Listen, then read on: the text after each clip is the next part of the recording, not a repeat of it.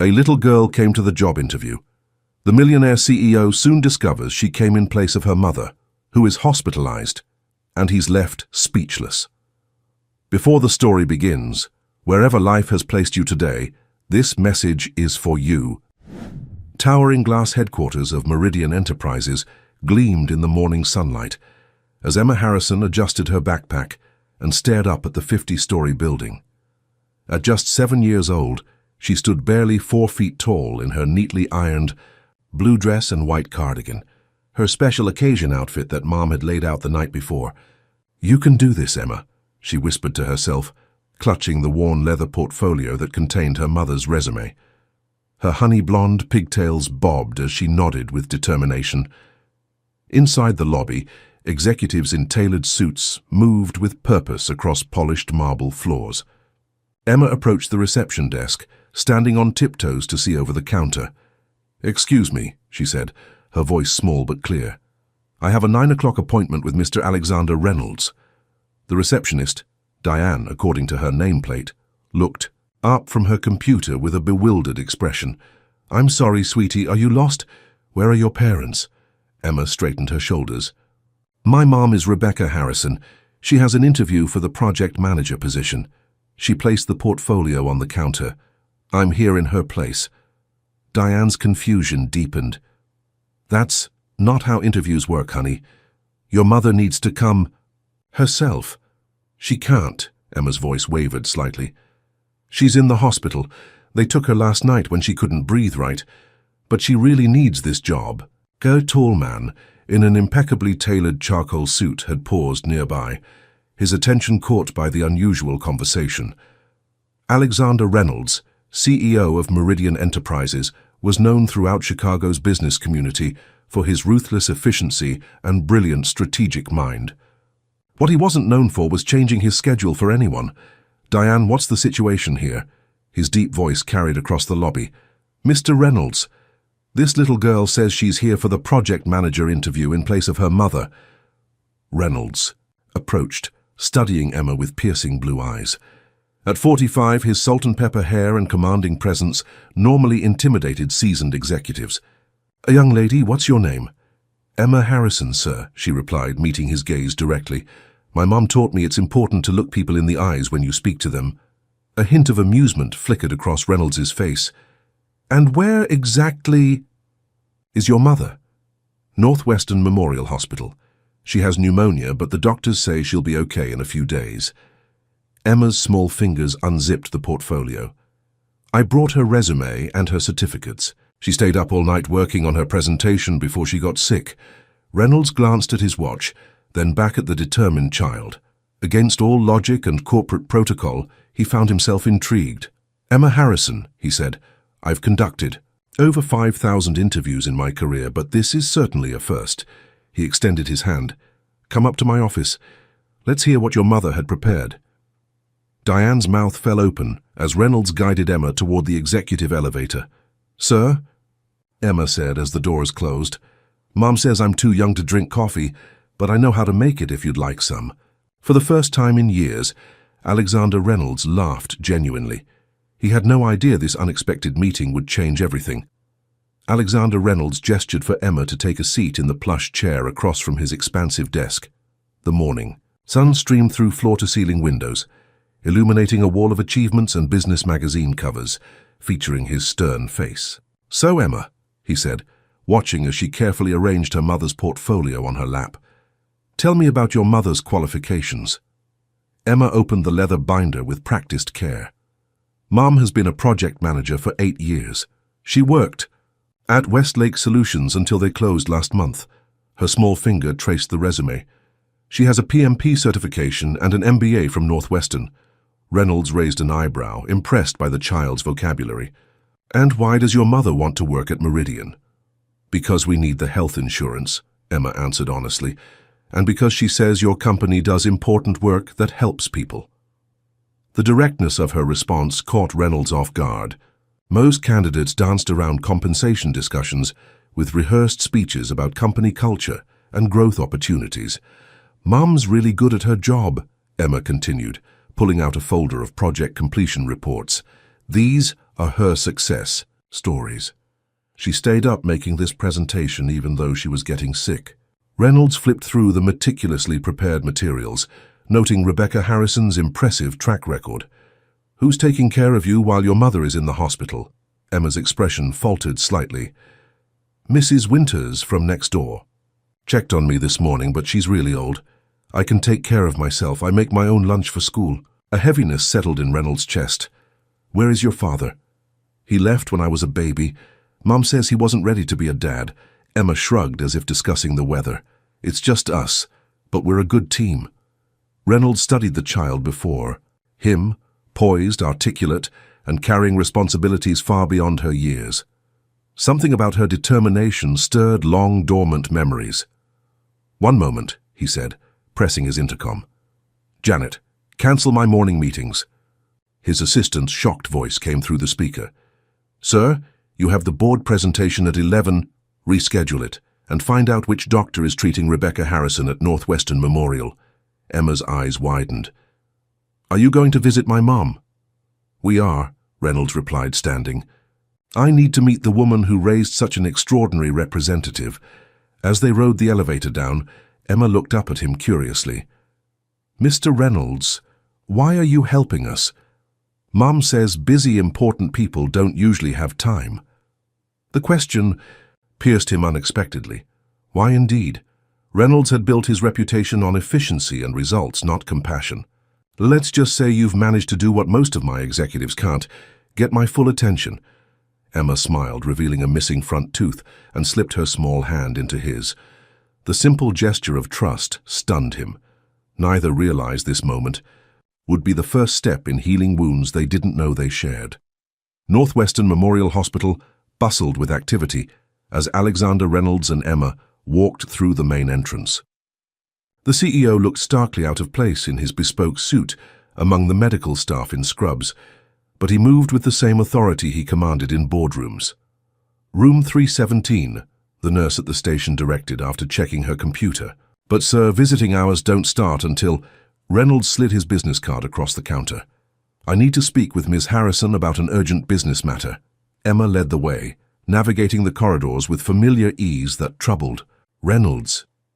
How many times had this child walked hospital halls alone? They found Rebecca Harrison propped up in bed, her chestnut hair pulled back in a messy ponytail, an IV line in her arm. Though clearly ill, her face pale and dark circles beneath. Her eyes, her resemblance to Emma was striking. "Emma?" Rebecca's voice was hoarse. "What are you doing here? You're supposed to be with Mrs. Winters." Her eyes widened as she noticed Reynolds. "Oh my God! Mom, this is Mr. Reynolds. I went to your interview and he brought me to see you." Rebecca's face drained of what little color it had. "You did what?" Reynolds stepped forward. "Miss Harrison, your daughter made quite an impression.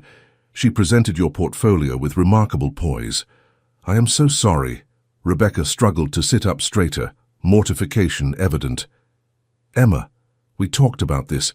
You were supposed to call the company to reschedule, not go there yourself. But you worked so hard on your presentation," Emma protested, "and we need the job." The raw honesty silenced the room. Reynolds pulled a chair beside the bed. "Ms. Harrison, your daughter mentioned—" "You were at Westlake until recently?" Rebecca nodded, still bewildered by the situation. "Yes, I was there for 5 years before the acquisition and downsizing. Your portfolio is impressive. Why haven't you secured a position elsewhere with your qualifications?" Rebecca glanced at Emma, hesitating. "It's complicated. Single parent, no family support system. Most employers see that as a liability. They ask if I'll miss work when Emma gets sick," she continued, her voice strengthening with frustration. "They never directly say it, but their concerns become clear. 8 interviews, 8 rejections in 2 months. Reynolds watched as Emma climbed onto the bed, instinctively checking her mother's IV line with the familiarity of someone who had done it before. "The medical bills aren't helping," Rebecca admitted quietly. "Pneumonia couldn't have come at a worse time." A memory surfaced, in Reynolds' mind, one he'd long suppressed. A woman, much like Rebecca, struggling alone, determined to provide despite overwhelming odds. "Ms. Harrison," Reynolds said, his decision already forming. How soon can you recover? The doctor says I can leave tomorrow if my oxygen levels improve, but I won't be at full strength for a week. Then we'll conduct your official interview next Monday. In the meantime, he reached into his jacket, producing a business card. Have the hospital billing department contact this number. Rebecca stared at the card. Mr. Reynolds, I can't accept. Consider it an advance. Meridian takes care of its people. As they left, Emma whispered, Thank you for helping my mom. Reynolds wondered why her gratitude felt more valuable than his last $1 million deal. For the next 5 days, Emma became a fixture at Meridian Enterprises. With Rebecca's reluctant permission, after Reynolds arranged for a car service and proper supervision, Emma spent her afternoons in an empty corner office near Reynolds' suite, doing homework and occasionally shadowing various departments. Your operating margins could improve by reorganizing your supply chain, Emma announced on Wednesday afternoon, looking up from her math homework as Reynolds stopped by to check on her. He couldn't help but smile. Is that so? And where did you learn about operating margins? Mom explains her work to me. She says it helps her think better when she talks it out. Emma tapped her pencil against her notebook. Also, your receptionist Diane gives me business magazines when I get bored. Reynolds leaned against the doorframe. Most 7-year-olds read comic books. I read those too. Batman is my favorite. Because he helps people and doesn't need superpowers. An unexpected laugh escaped him. A pragmatist already. By Thursday, Reynolds' executive team had noticed their CEO's unusual behavior. Janet, his assistant of 15 years, observed him, checking his watch before Emma's scheduled arrival each day. She reminds you of someone, Janet remarked, placing budget reports on his desk. Reynolds stiffened. She's a child with remarkable potential. That's all. If you say so. Janet had been with him long enough to recognize the shadows that occasionally darkened his eyes. The board is asking questions about your cancelled meetings. The board can direct their questions to me, he replied curtly. Later that afternoon, Reynolds found Emma in the break room, charming the marketing team with her insights on their latest campaign. Kids at my school would like the colors more if they were brighter, she was saying as the marketing director took notes. Miss Harrison, Reynolds interrupted, I believe it's time for your appointment. It had become their ritual, a daily review of her mother's recovery and a discussion about what Emma had learned at Meridian that day. In his office, Emma settled into what had become her chair. Mom's coming home tomorrow. The nurse said her lungs sound much better. That's excellent news, Reynolds replied, sliding a chocolate milk across the desk, another part of their routine. Will you still want to see me after Mom starts working? Here? Emma asked suddenly, her eyes serious over the rim of her glass. The question caught him off guard. What makes you think I wouldn't? Emma shrugged, looking down. Dad didn't want to see me anymore. Sometimes people just stop wanting kids around.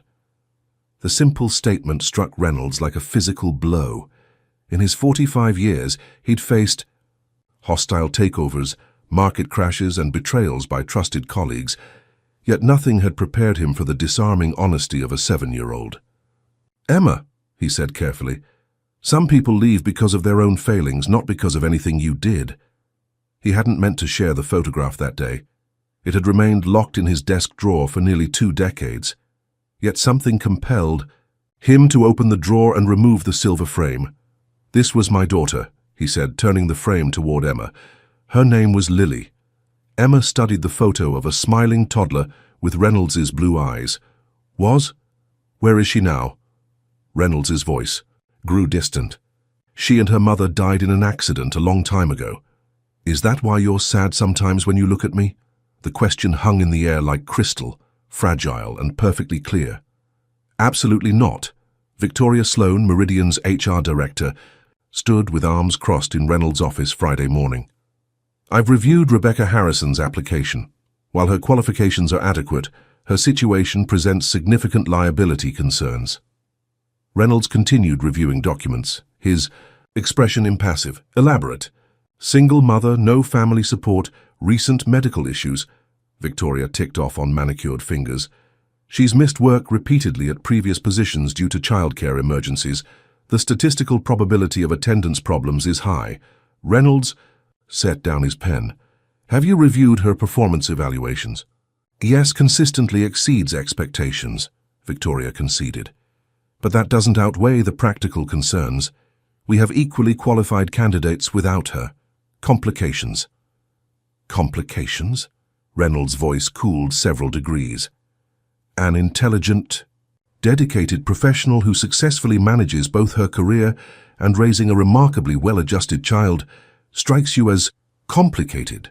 Victoria shifted uncomfortably. Alexander, this isn't like you. The board is already questioning your judgment over this unusual interest. There are rumors.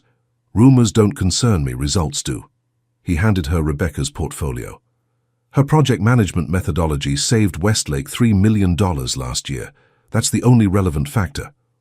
Later that afternoon, James Whitfield, Reynolds' oldest friend and Meridian's CFO, closed the office door behind him. Alex, we need to talk. Reynolds glanced up from his computer.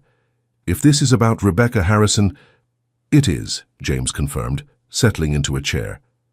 But not for the reasons you think. He studied his friend's face. This isn't just about finding a qualified project manager, is it? Reynolds' jaw tightened. Her qualifications speak for themselves. I've known you for 30 years, James said quietly. Not since Caroline and Lily have I seen you like this. Don't, Reynolds warned. James continued gently. You've built walls so high that the board calls you the machine behind your back. Then this child walks in, and suddenly you're cancelling meetings and arranging hospital payments. What's your point, James? My point is that you need to be careful, not just professionally, but personally. James leaned forward. If you're seeing ghosts of what might have been, that's a vulnerable place to operate from.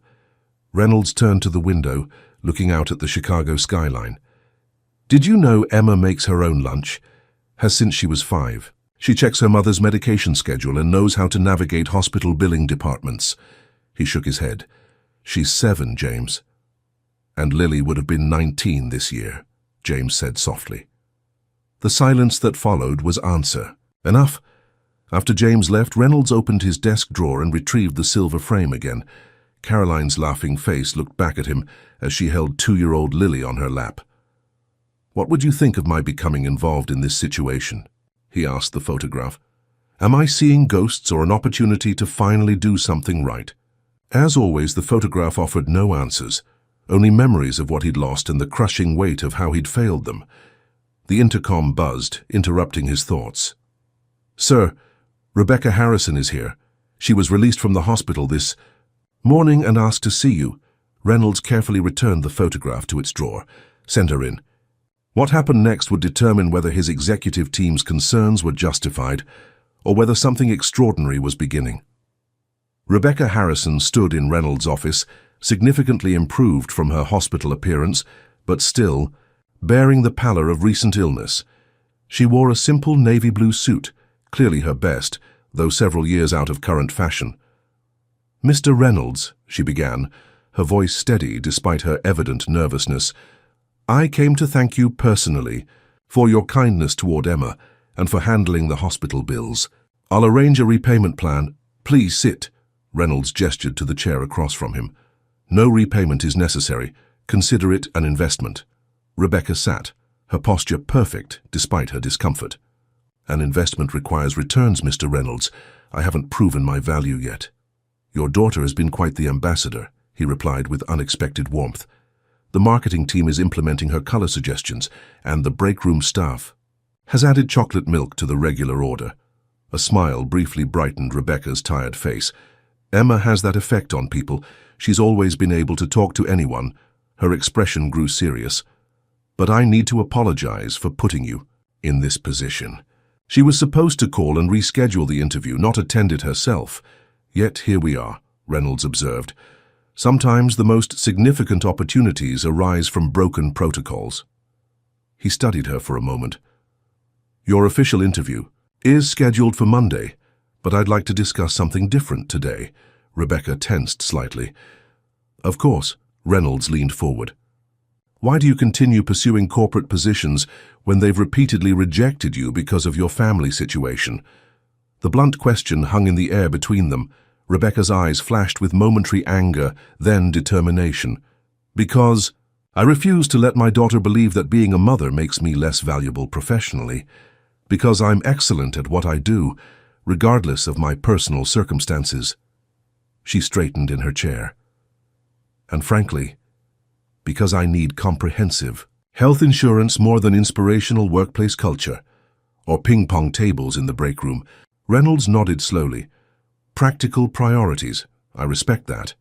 He paused, then asked, if hired, how would you handle the inevitable emergencies, Emma's illnesses, school closures? The same way I've always handled them, with contingency plans and backup systems, Rebecca answered without hesitation. I maintain relationships with 3 reliable babysitters, 2 after-school programs, and a network of other working parents for emergencies. She leaned forward slightly. Mr. Reynolds, I understand your concerns. Every employer has them. But what they fail to recognize is that single parents are the most efficient workers you'll ever find. We don't have time for office politics or extended lunches. We prioritize ruthlessly and maximize every minute because we have to. Reynolds studied her, impressed by her candor. Then he made a decision that would change Meridian's culture forever. Ms. Harrison, I'd like to offer you the position with one significant modification to the standard package. He slid a folder across the desk. This outlines a pilot program. I'm implementing flexible work arrangements with emergency childcare support for employees with family responsibilities. Rebecca stared at the folder. You're creating this because of me? No, Reynolds said quietly. I'm creating it because 17 years ago, my wife Caroline tried to return to work after our daughter was born. Every company she approached saw only complications, not her brilliance. He looked directly at Rebecca. I was too absorbed in building Meridian to notice how it destroyed her. The revelation hung in the air between them. What happened? Rebecca asked softly. Reynolds' face darkened with old pain. She was driving to yet another interview when a truck crossed the median. Emma reminds me of what Lily might have become. Understanding dawned in Rebecca's eyes. That's why you helped us. Initially, perhaps, he acknowledged, but your daughter's determination and your qualifications stand on their own merits. He extended his hand. The position is yours if you want it. As Rebecca shook his hand, neither could have predicted how this decision would transform not just their lives, but the lives of countless working parents at Meridian Enterprises in the years to come. 2 months after Rebecca Harrison joined Meridian Enterprises, the company's dynamics had subtly shifted. Rebecca's project management expertise quickly proved invaluable, her methodical approach streamlining operations across multiple departments. The pilot program for flexible work arrangements had expanded beyond her position, with 5 other employees now participating in what Reynolds had officially named the Family Forward Initiative. The quarterly projections show a 12% increase in productivity from participating team members, Rebecca explained during her presentation to the executive board. She stood confidently at the head of the conference table, her slides displaying clear metrics. Retention rates are up, and sick leave usage has actually decreased. Victoria Sloan, the HR director who had initially opposed Rebecca's hiring, watched with thinly veiled skepticism. 2 months is hardly enough time to determine long-term viability, she noted. What happens when the novelty wears off? That's why we're tracking weekly metrics rather than quarterly, Rebecca countered smoothly. We can identify and address issues in real time rather than discovering problems months later. Reynolds observed the exchange with satisfaction.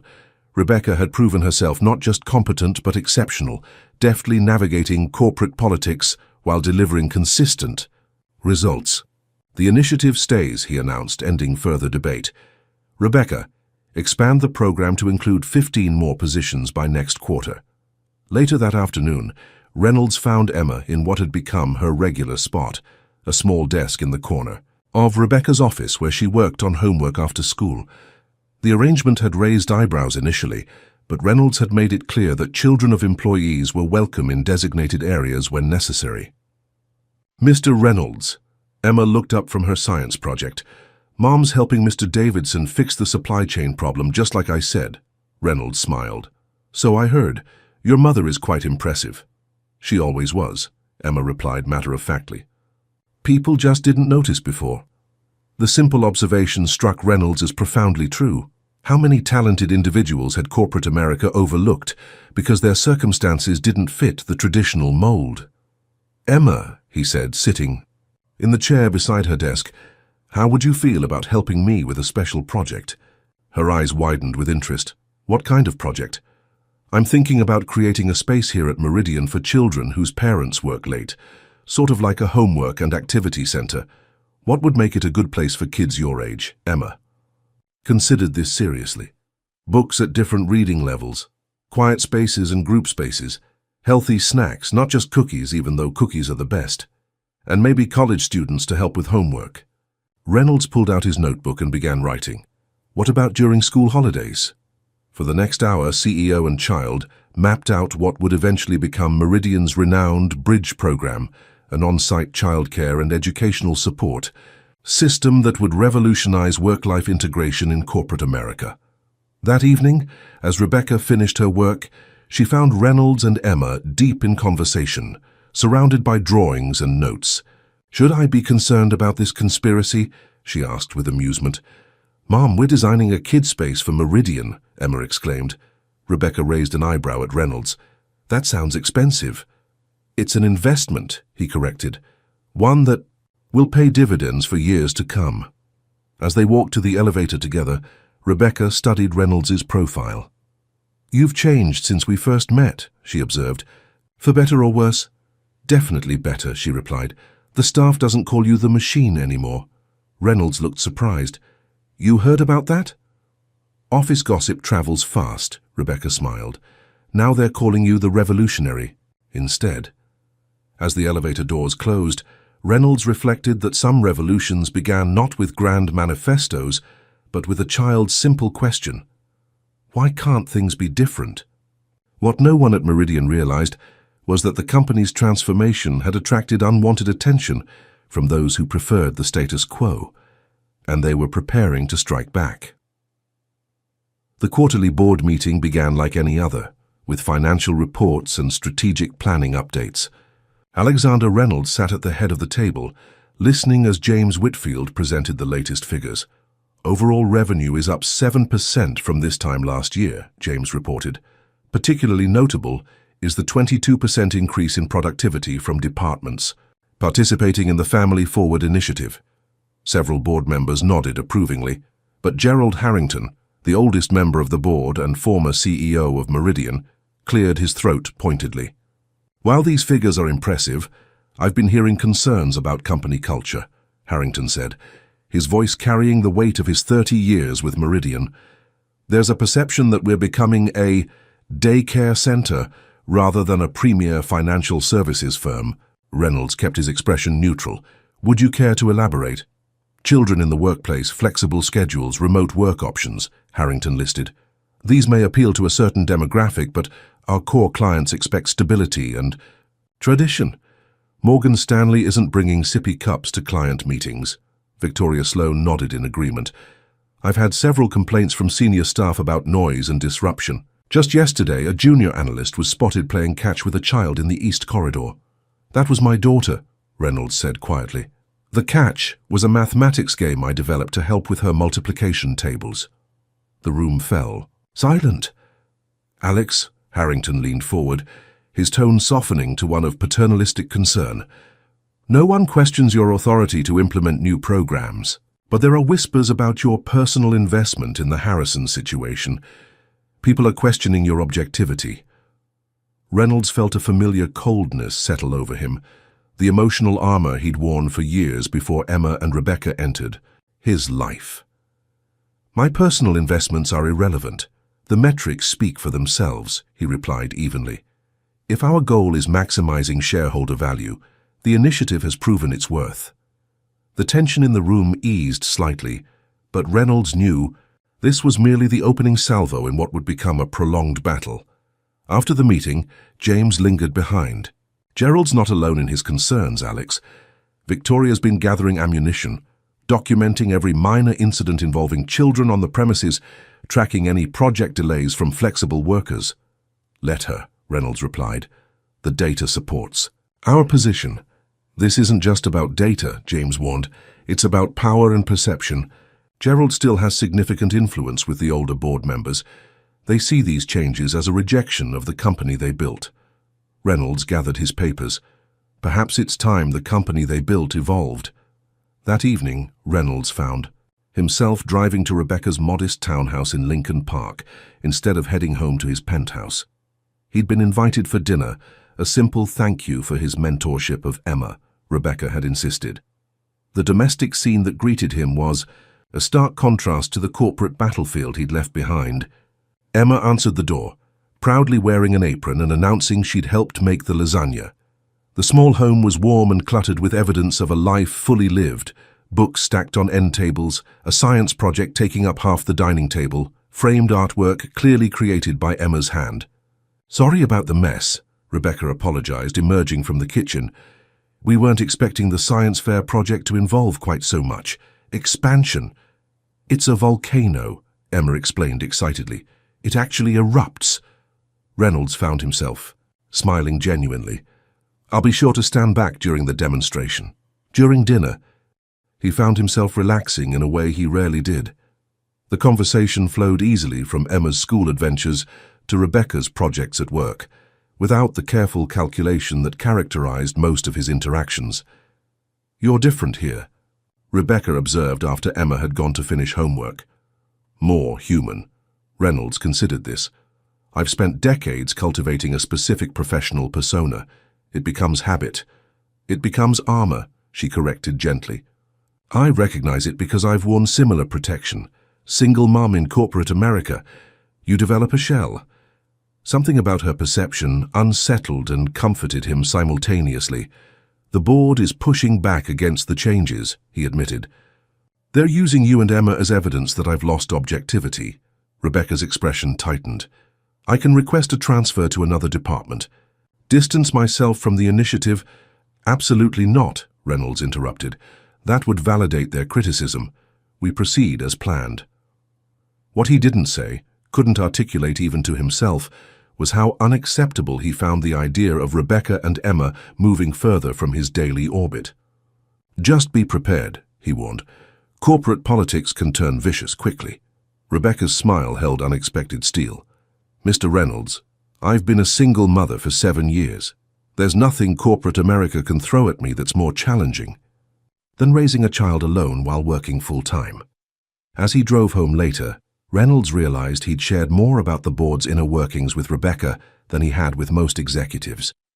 More troubling was the realization that the prospect of losing his professional reputation, something that had once been his primary concern, paled in comparison to the thought of losing the tentative connection he'd formed with Rebecca and Emma. He was still contemplating this shift when his phone rang with news that would accelerate the coming conflict beyond anyone's expectations. "Mr. Reynolds, you need to see this immediately."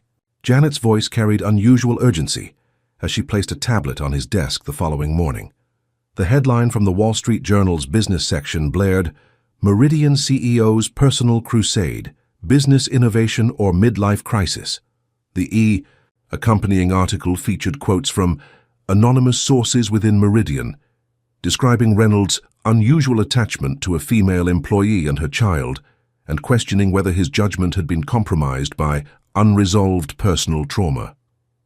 The article specifically mentioned the Family Forward initiative, painting it as a costly distraction from Meridian's core business, driven by Reynolds' personal agenda rather than sound business strategy.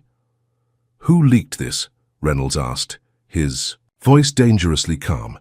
"Impossible to say for certain," Janet replied, "but the details about your wife and daughter, very few people have access to that information."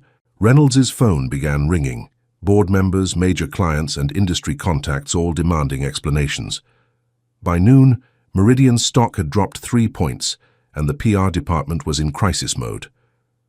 Victoria Sloan appeared at his office. "Georgia," her expression a carefully constructed mask of concern. "The board has called an emergency meeting for 4 p.m. They're requesting your presence and—" She paused meaningfully. "They've specifically asked that Rebecca Harrison attend as well." "On what grounds?" Reynolds demanded. "They didn't share." That information with me," Victoria replied with practiced innocence. "I'm simply delivering the message." After she left, Reynolds immediately called Rebecca to warn her. "I've already seen the article," she said, her voice tight. "Emma's teacher called me. Some of the parents are discussing it. It's affecting my daughter now, Alexander." The use of his first name, something she'd never done before, registered the seriousness of the situation. "Rebecca, I'm sorry. I never intended—" "I know," she interrupted. "But intention doesn't matter much when my 7-year-old is hearing whispers about her mother's relationship with her boss." The implication struck him like a physical blow. "The article doesn't suggest—" "Not directly," Rebecca agreed. "But it plants the idea. You know how these things work." When they arrived separately at the emergency board meeting, the atmosphere was glacial. Gerald Harrington sat at the center of the table, flanked by Victoria and several of the more conservative board members. James Whitfield sat alone on the opposite side, his presence a silent statement of support for Reynolds. "We'll get straight to the point," Harrington began once everyone was seated. "This morning's article has caused significant damage to Meridian's reputation and shareholder value. Our phones have been ringing all day with concerned clients and investors." Reynolds remained outwardly calm. "Media speculation is hardly unprecedented. Our PR team is already addressing the inaccuracies." "The concern isn't just the media coverage," Victoria interjected smoothly. "It's the underlying issue of judgment and priorities." She turned to Rebecca. "Ms. Harrison, no one questions your professional qualifications. However, the special circumstances of your hiring and the subsequent development of company policy around your personal situation have created a perception problem." Rebecca's spine straightened. "My personal situation being that I'm a single parent, or that my daughter showed remarkable initiative in ensuring her mother didn't miss an opportunity? Which aspect exactly is problematic for Meridian's image?" Several board members shifted uncomfortably. "The issue," Harrington continued, "is the appearance of favoritism and the rapid implementation of policies that fundamentally alter our corporate culture without proper vetting." He slid a document across the table toward Reynolds.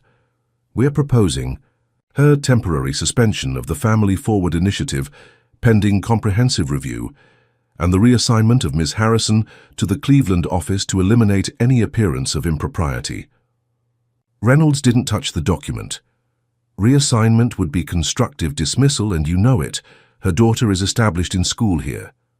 "We would, of course, provide relocation assistance," Victoria added. Rebecca's voice cut through the tension. "May I ask who leaked the personal information about Mr. Reynolds' family tragedy to the press?" The room fell silent. "That's not relevant to these proceedings," Harrington replied stiffly. "I disagree," Rebecca countered. "It speaks directly to the ethical standards of this board. Someone in this room used deeply personal information as a weapon in a corporate power struggle. That seems extremely relevant to how Meridian conducts business." James Whitfield leaned forward. "I agree with Ms. Harrison. Before we discuss any policy changes or personnel reassignments, we should address the breach of confidentiality that precipitated this crisis." Victoria's perfectly composed facade cracked slightly. "We have no evidence that anyone on the board—" "Actually," Reynolds interrupted, "we do." He nodded to Janet, who had been standing quietly by the door. She distributed copies of an email chain to each board member. "This morning, IT traced the source of the leak. The information was sent from Victoria's email account to a journalist at the Wall Street Journal 3 days ago." All eyes turned to Victoria, whose face had drained of color. "This is preposterous," she sputtered. "My email was obviously hacked by someone who knew your authentication details and had access to confidential personnel files," Reynolds asked mildly. "That seems unlikely." For the first time since the meeting began, Reynolds allowed himself a small smile. "I anticipated this maneuver, though not quite so soon. The email contains metadata that confirms its authenticity and origin.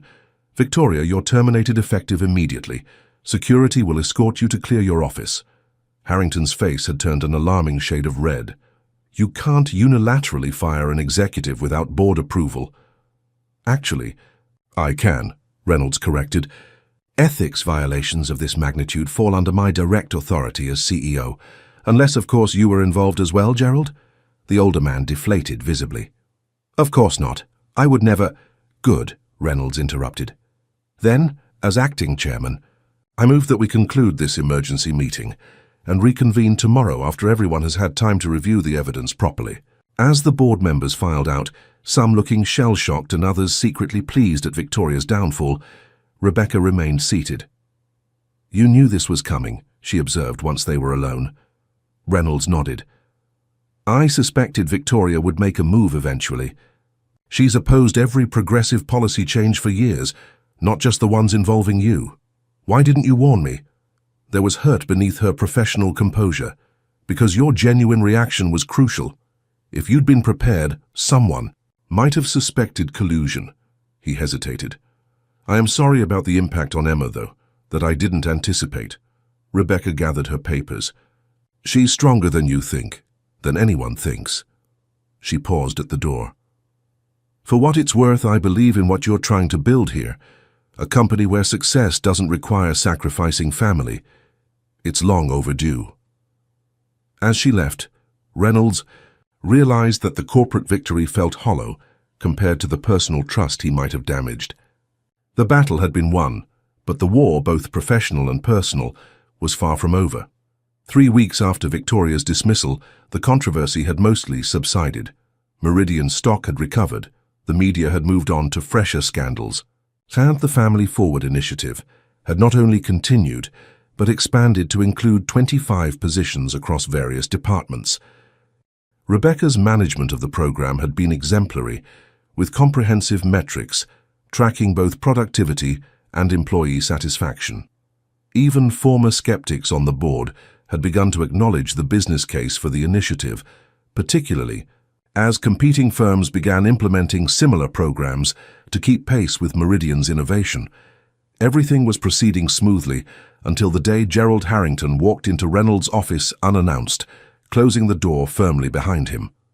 We need to talk, Alex, he said without preamble, about your future with Meridian.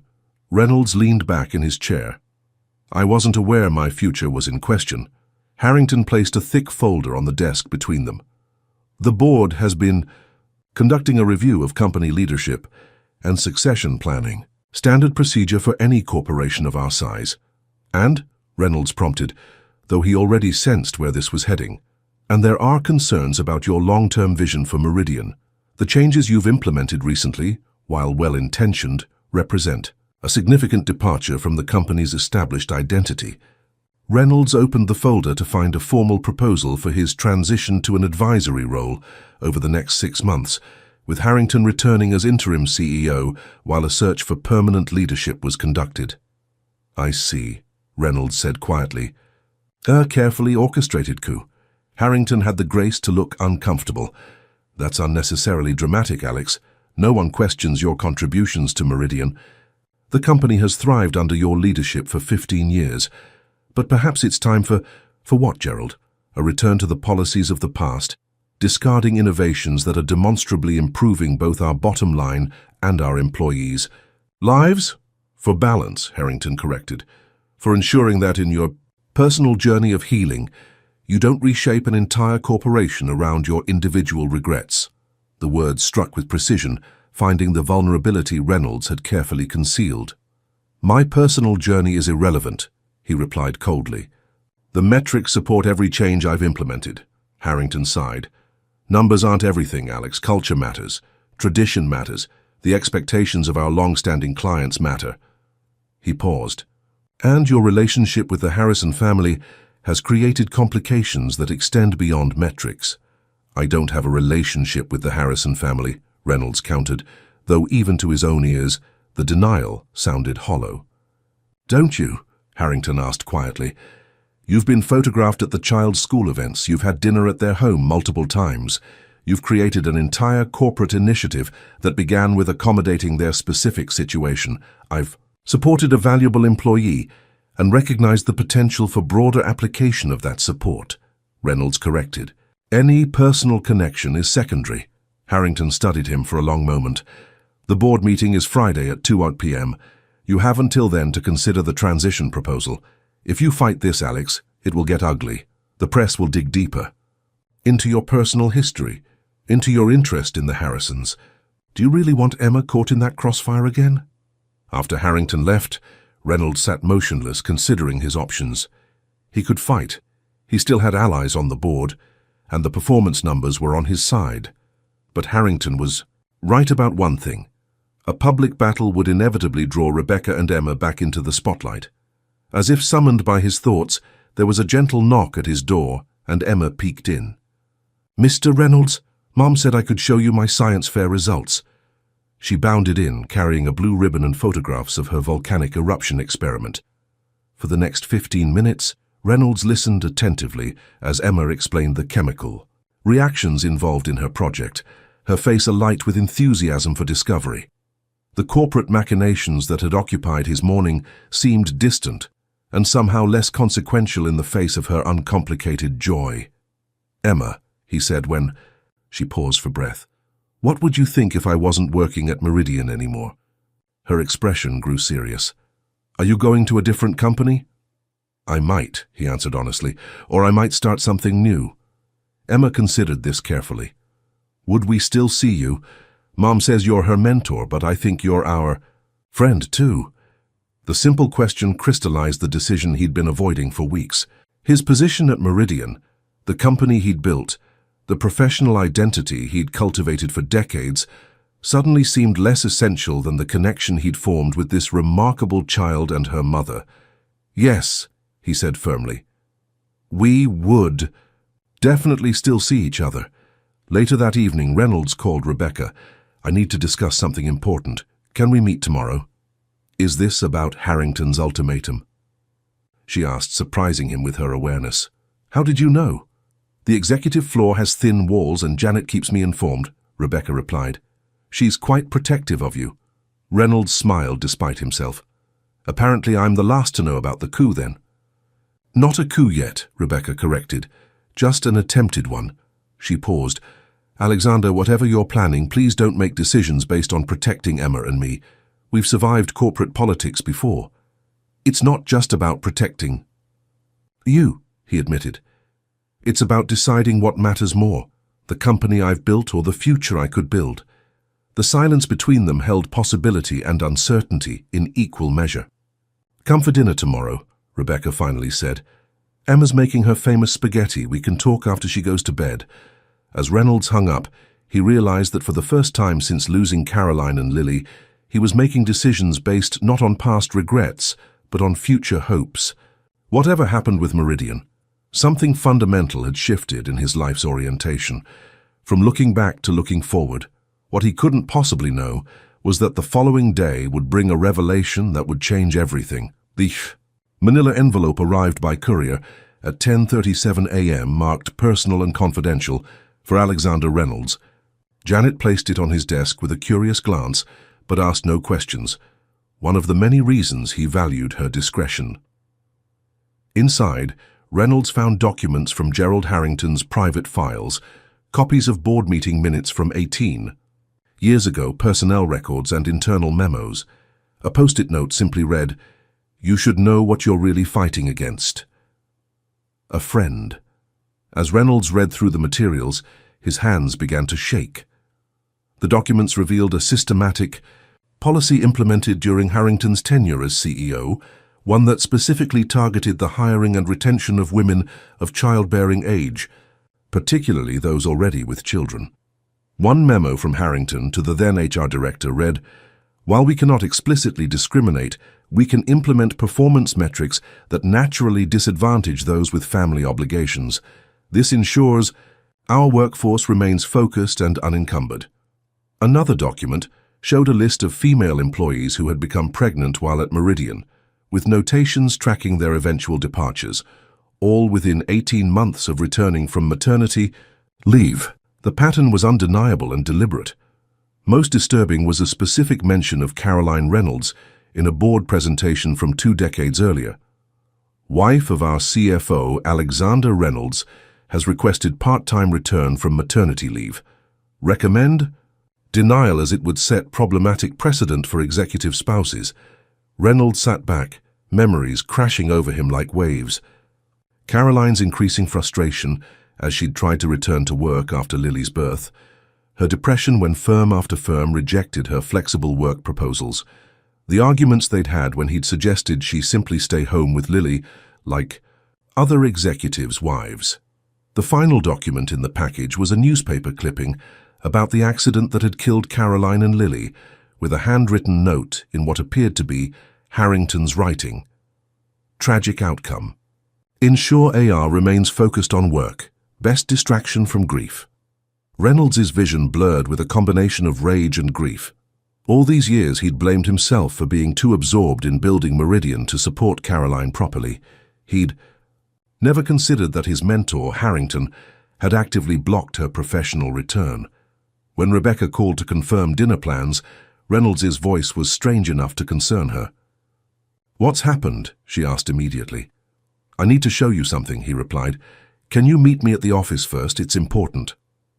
An hour later, Rebecca sat across from him, the damning documents spread between them on his desk. "This is," she began, then faltered. "Systematic discrimination," Reynolds finished. "Deliberately designed to push out working mothers while maintaining plausible deniability." Rebecca studied the documents carefully, her professional composure giving way to visible anger. "And Harrington was behind this? The same man who's trying to oust you for being too progressive? Not just behind it, he created it, implemented it, and apparently took pride in its effectiveness." Reynolds met her eyes. "Including with my wife, Caroline." Understanding dawned in Rebecca's expression. "That's why this has been so personal. For you? The Family Forward initiative isn't just about efficiency or even doing the right thing. It's about redemption," Reynolds admitted quietly. "Correcting a wrong I didn't even know existed until today." Rebecca reached across the desk, briefly touching his hand, the first time she had initiated physical contact between them. "Alexander, this changes everything. The board needs to see these documents." "Harrington has too many allies," Reynolds countered. "They'll claim these are old policies, no longer relevant. They'll minimize and rationalize." "Then we don't just show the board," Rebecca said, determination hardening her voice. "We show everyone." "What do you mean?" "Transparency," she explained. "Complete corporate transparency about past failures and current corrections. We publish a comprehensive report on Meridian's historical practices regarding working parents, acknowledge the failures, and detail the measurable improvements under the Family Forward initiative." Reynolds considered the implications. That would be unprecedented. "Exactly," Rebecca nodded. "No corporation willingly exposes its past mistakes this way. By doing so, we position Meridian not as perfect, but as courageously committed to progress. It's not just corporate policy, it becomes a movement." As they discussed strategy late into the afternoon, Reynolds found himself admiring not just Rebecca's professional insight, but her moral clarity. She approached the situation not as a victim of discrimination, but as a strategist determined to create systemic change. "There's one more thing," Reynolds said as they prepared to leave for dinner. "These documents don't just change how we approach the board meeting. They change my understanding of the past 17 years of my life." Rebecca studied his face. "What will you do with that understanding?" "I don't know yet," he admitted, "but for the first time since losing them, I feel like I might be on the path Caroline would have wanted." That evening at Rebecca's townhouse, Reynolds watched as Emma proudly served her spaghetti dinner, complete with garlic bread she'd helped prepare. The domestic scene struck him with an unexpected poignancy. This was what he'd missed all these years, what he'd walled himself off from after losing his family. After Emma went to bed, Rebecca poured 2 glasses of wine and joined Reynolds on the small balcony overlooking the neighborhood park. "Tomorrow will be challenging," she said quietly. "Harrington won't go down without a fight." "I'm prepared for that," Reynolds replied. "What I'm less prepared for is what comes after." Rebecca turned to face him fully. "What do you mean?" Reynolds chose his words carefully. "For 17 years I've defined myself by what I lost and by what I built to distract from that loss. Meridian became my identity because I had nothing else." He paused. "But these past few months, watching you with Emma, being included in your lives, I've started to remember there are other ways to measure success." "Alexander," Rebecca began cautiously, Whatever happens with Meridian, you've created real change. That will help countless families. That matters. It does, he agreed. But I'm beginning to think that what matters more is being present for the people in front of you, not just building systems that might help anonymous families in the future. The implication hung in the air between them, unspoken but increasingly clear. We should focus on tomorrow's battle first, Rebecca finally said, though her eyes held questions about possibilities beyond the corporate conflict. Reynolds nodded, respecting her careful boundaries. You're right, one transformation at a time. As he prepared to leave, Emma appeared in the hallway in her pajamas, ostensibly for a glass of water but clearly curious about the adult conversation.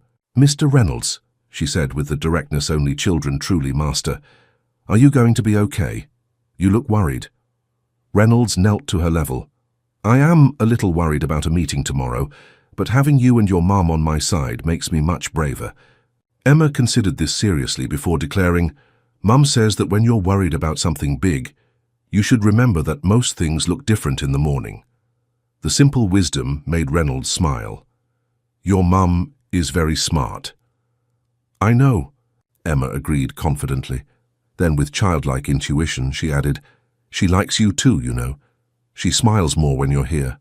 As Rebecca gently shooed her daughter back to bed with an embarrassed glance at Reynolds, he realized that whatever happened at tomorrow's board meeting, the most significant transformation had already occurred, not in corporate policy, but in his own heart. The man who would walk into Meridian Enterprises the next morning was fundamentally different from the isolated, driven executive who had encountered a determined 7-year-old in his lobby just a few months earlier. He just hoped that difference would be enough to win the coming battle. The Meridian Enterprises boardroom fell silent as Alexander Reynolds concluded his presentation. The evidence of Harrington's discriminatory policies lay before each board member, decades of systematic exclusion methodically documented and impossible to deny. For 17 years, Reynolds said, his voice steady but charged with emotion, I believed I had failed my wife Caroline by being too focused on building this company. Today I learned that the real failure was institutional, a deliberate policy, designed by Mr. Harrington to eliminate working mothers from our workforce. Harrington's face had grown increasingly ashen as Reynolds revealed document after document. These are historical practices, he protested weakly. Times were different. Were they? Rebecca interrupted, standing beside Reynolds at the head of the table. Or did you simply make sure they stayed the same? She distributed additional reports showing the Family Forward Initiative's remarkable success metrics. The evidence shows that supporting working parents doesn't diminish productivity, it enhances it. James Whitfield cleared his throat. I move that we formally adopt the Family Forward Initiative as permanent company policy, and that we expand it across all Meridian offices nationwide. I second, said Martina Chen, a usually quiet board member who had been watching the proceedings, with growing resolve.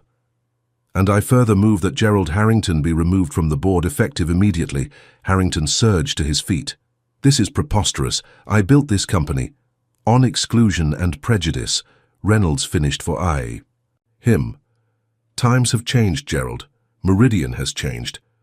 The vote was decisive, 11-3 in favor of removing Harrington and permanently implementing the initiative. As security escorted the former CEO from the building, Reynolds felt a weight lifting, not just the immediate threat to his position, but a deeper burden he'd carried since losing Caroline and Lily. Later that afternoon, as the news of Meridian's groundbreaking new policies hit the financial press, Reynolds found himself alone in his office, staring at the photograph of Caroline and Lily. For the first time in 17 years, he spoke to them without guilt clouding his words. I think you would have approved, he said softly. It took me far too long, but maybe some good has come from losing you after all. A gentle knock interrupted his thoughts. Rebecca stood in the doorway, Emma beside her. We brought celebration cupcakes, Emma announced, holding up a box from the bakery down the street. Mom says you won the big fight. Reynolds smiled. We did. Together. As Emma arranged cupcakes on his conference table with solemn concentration, Rebecca joined Reynolds by the window. "What happens now?" she asked quietly. "Professionally? We implement the initiative nationwide, then industry-wide. I've already had calls from 3 competing firms asking for consultation." He turned to face her fully. "Personally, that's a more complicated question." Rebecca's eyes held his. "Is it?" Reynolds took a deep breath. "For 17 years I've lived in the past, building Meridian as a monument to what I'd lost rather than as a foundation for something new." He glanced at Emma, now carefully dividing napkins. "You and Emma reminded me that life continues, that there can be second chances if we're brave enough to take them." "Are you?" Rebecca asked softly. "Brave enough?" In answer, Reynolds reached into his pocket and withdrew a small wrapped package. This was Caroline's. She would have wanted someone like you to have it, someone who fights for the same things she believed in. Rebecca unwrapped the package to find a delicate silver bracelet with a single charm, a compass. She always said a woman needed her own direction, not one set by others, Reynolds explained. It seems fitting now. As Rebecca touched the bracelet with gentle fingers, Emma bounded over. "Are you guys having a serious talk? Your faces look serious." Reynolds knelt to her level. "Actually, I was wondering if you and your mum might like to help me with a new project." Emma's eyes brightened. "Like the kid space we designed?" "Even bigger," Reynolds smiled. "I'm thinking about starting a foundation, one that helps companies create better workplaces for families. We'd need a chief testing officer to make sure our ideas actually work for kids." "I could do that," Emma exclaimed. "I thought you might." Reynolds agreed, looking up at Rebecca. "And we'd need a brilliant executive director who understands both corporate structure and family needs." Rebecca's eyes widened. "You're serious about this?" "Completely," Reynolds confirmed. "The Reynolds Family Foundation, focused on transforming workplace culture nationwide." "Reynolds Family Foundation," Emma repeated thoughtfully. "Does that mean we'd be part of your family?" The innocent question hung in the air, laden with meaning beyond a 7-year-old's understanding. Rebecca blushed. "Emma, that's not—" "Not yet," Reynolds interrupted gently, surprising himself with the words. "But families come together in many different ways over time." 1 year later to the day, the Reynolds Family Foundation celebrated its official launch in the same lobby where Emma had first approached the reception desk with her mother's portfolio. Now, hundreds of business leaders gathered to learn about implementing family-forward policies in their own companies. Alexander Reynolds stood at the podium, Rebecca beside him as executive director, and Emma proudly passing out program brochures to attendees. "One unexpected visitor changed everything," Reynolds told the crowd.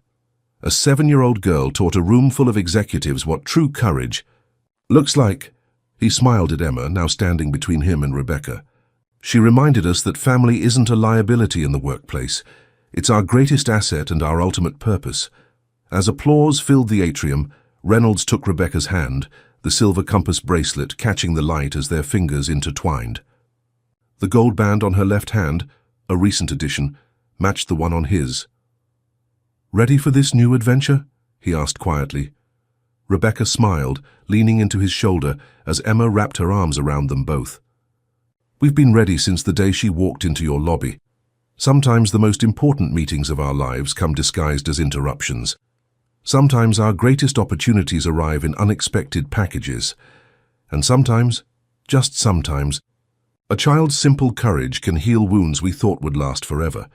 The glass doors of Global Tech Tower shattered as security guards rushed through the lobby.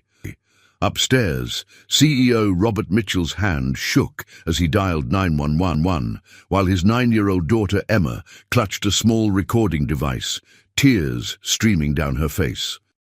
The billion-dollar deal that would change everything was unraveling in real time, but nobody could have predicted it would be a child who would bring down an empire. Before we begin, our community spans all continents. If you feel comfortable, mention your city's name in the comments. If you appreciate being part of this global community, please like and follow our channel. Emma Thompson pressed her small nose against the cold glass window of her father's 50th floor office, watching San Francisco's fog roll beneath them like silent waves. At 9 years old, she had visited her father's company dozens of times, but today felt different. Global Tech Enterprises was buzzing with an energy she'd never felt before. "Daddy, why is everyone so nervous today?" she asked, turning to watch her father adjust his crimson tie for the third time that morning. Robert Mitchell, CEO of Global Tech, glanced at his daughter with distracted affection. At 45, the lines around his eyes had deepened over the past year, his salt and pepper hair more salt than pepper these days. "It's a big day, Pumpkin. The biggest in our company's history." Emma nodded solemnly, as if she understood the weight of $1 billion international investment. She didn't, of course, but she understood her father's language, the tightness around his mouth, the slight tremor in his usually steady hands. "Will I get to meet the people from China and Russia?" Emma asked, her eyes brightening. Languages had always been her passion, her gift. At 9, she already spoke Spanish and French fluently and had been teaching herself Mandarin with remarkable success. Robert smiled, finally looking directly at his daughter. "Not today, Em. These meetings are very serious. Dr. Chen will handle all the translation work with Lingo Bridge." He gestured toward the sleek black device sitting on his conference table. "That's why we created it after all. Perfect translation, no human error." Emma frowned, walking over to examine the device. Lingo Bridge had been her father's pride for the past 3 years, an AI translation system that promised to revolutionize international business by providing flawless, instantaneous translation across 47 languages. "But I could help," she insisted, running her finger along the smooth edge of the translator. "Last time I caught when Mr. Tanaka's joke didn't translate right, remember? That was different, Emma," her father said firmly. "This isn't a dinner party. There are contracts worth billions of dollars being signed today." The office door opened and Sarah Mitchell entered, looking elegant in a navy business suit, her blonde hair pulled back in a tight bun. At 43, Emma's mother retained the grace and poise that had first caught Robert's attention 12 years ago at a linguistics conference. "The Shanghai contingent just landed," Sarah announced, then softened her expression when she saw Emma. "Sweetie, I thought we agreed you'd stay in the children's lounge today." Emma's shoulders slumped. "It's boring there. Can't I just watch? I'll be super quiet." Robert and Sarah exchanged looks, that silent communication that parents perfect over years. "Emma," her father began in his no-arguments voice, "this is my career, our future. I need you to—" "Please," Emma interrupted, deploying her best pleading eyes. "I just want to see Lingo Bridge in action with real international business people for my future career." Sarah's expression softened. As a linguistics professor who had contributed to Lingo Bridge's early development, she understood her daughter's fascination. "How about a compromise? You can observe the initial greetings from my office. The video feed shows everything, but you won't disturb anyone." Emma's face lit up. "Deal." Robert checked his watch and nodded reluctantly. "Fine, but only the first 15 minutes. Sarah, make sure she goes to the lounge after that." He bent down and kissed Emma's forehead. "This is important, Pumpkin. The most important day of my life." Emma nodded solemnly. "I know, Daddy. I'll be good." As her parents left to greet the international delegation, Emma lingered, her curious fingers still resting on Lingo Bridge. Something about today didn't feel right, a subtle wrongness she couldn't name. She'd always had an intuition about languages, the way meaning flowed, or didn't. It was like music to her, and today she sensed a discordant note somewhere in the symphony. "Emma?" her father called from the doorway. "Coming?" She gave the device one last curious glance before joining her father. As they walked down the hallway, Emma noticed Thomas Wilson approaching. At 55, her father's business partner had always treated her kindly, bringing language books from his international trips. "There's my favorite polyglot," Thomas smiled, tousling her hair. "Ready for the big day, Robert?" "As ready as we'll ever be," her father replied, checking his watch again. Thomas knelt to Emma's level, his voice dropping to a conspiratorial whisper. "I've got a surprise for you later, a first-edition Russian dictionary I found in Moscow last month." "Really?"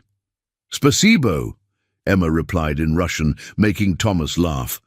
"Your pronunciation is getting better. Keep practicing, and you'll put Lingo Bridge out of business." As they continued toward Sarah's office, Emma felt a strange chill at Thomas's words. There was something in his tone when he mentioned Lingo Bridge, something that didn't match his smile. "Here we are," Robert said, stopping at Sarah's door. "Remember, 15 minutes, then straight to the lounge." Emma nodded, entering her mother's elegant office with its wall of monitors. Sarah pointed to the center screen, showing the conference room. "You can watch from here. I need to join them now." Left alone, Emma settled into her mother's chair, eyes fixed on the screen. The international delegates were arriving, solemn-faced executives from China, Russia, and the Middle East. Her father stood at the head of the table, confidence radiating from his tall frame. Dr. Chen entered with the Lingo Bridge devices, placing them strategically around the conference table. Emma leaned forward, fascinated. Today would change everything for her father's company. Little did she know, it would change everything for her, too. Sarah's office offered a perfect view of the main conference room through a large monitor mounted on the wall. Emma sat cross-legged in her mother's leather chair, watching as elegantly dressed businessmen and women filed into the room. Her father stood at the head of the table, confidence radiating from his tall frame as he greeted each guest. "That's Mr. Zhao from Shanghai Tech Investments," Sarah explained, pointing to an older gentleman with silver-rimmed glasses. "And that's Ms. Petrova from the Russian Consortium." Emma studied their faces intently. "Why do they look so serious?" Sarah smiled. "When this much money is involved, people get very serious. This deal will connect global tech systems to financial institutions across 17 countries. On screen, Dr. Marcus Chen entered, carrying the Lingo Bridge device Emma had seen in her father's office. At 50, the brilliant engineer moved with the cautious precision of someone who had spent more time with machines than people. He placed identical devices at 3 points around the conference table. "Why do they need 3? Emma asked. "Different language groups," Sarah explained. "One for Mandarin, one for Russian, and one for the Arabic delegation." Emma watched as Dr.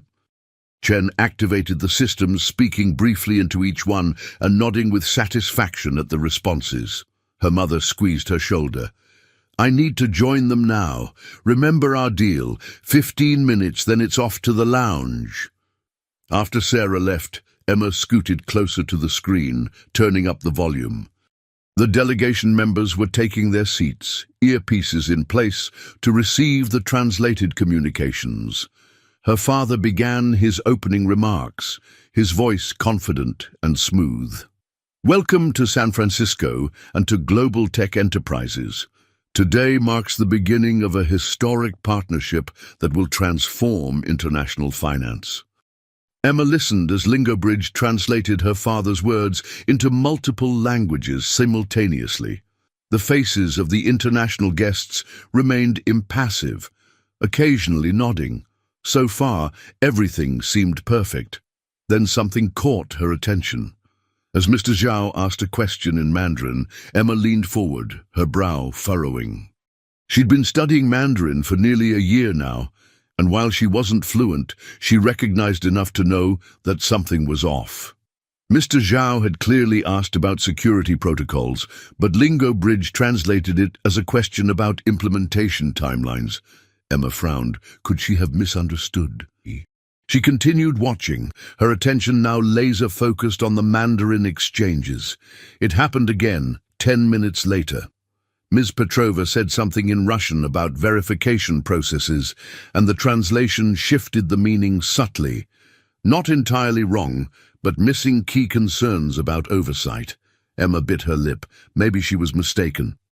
After all, Lingo Bridge was her father's pride and joy, tested thousands of times for accuracy.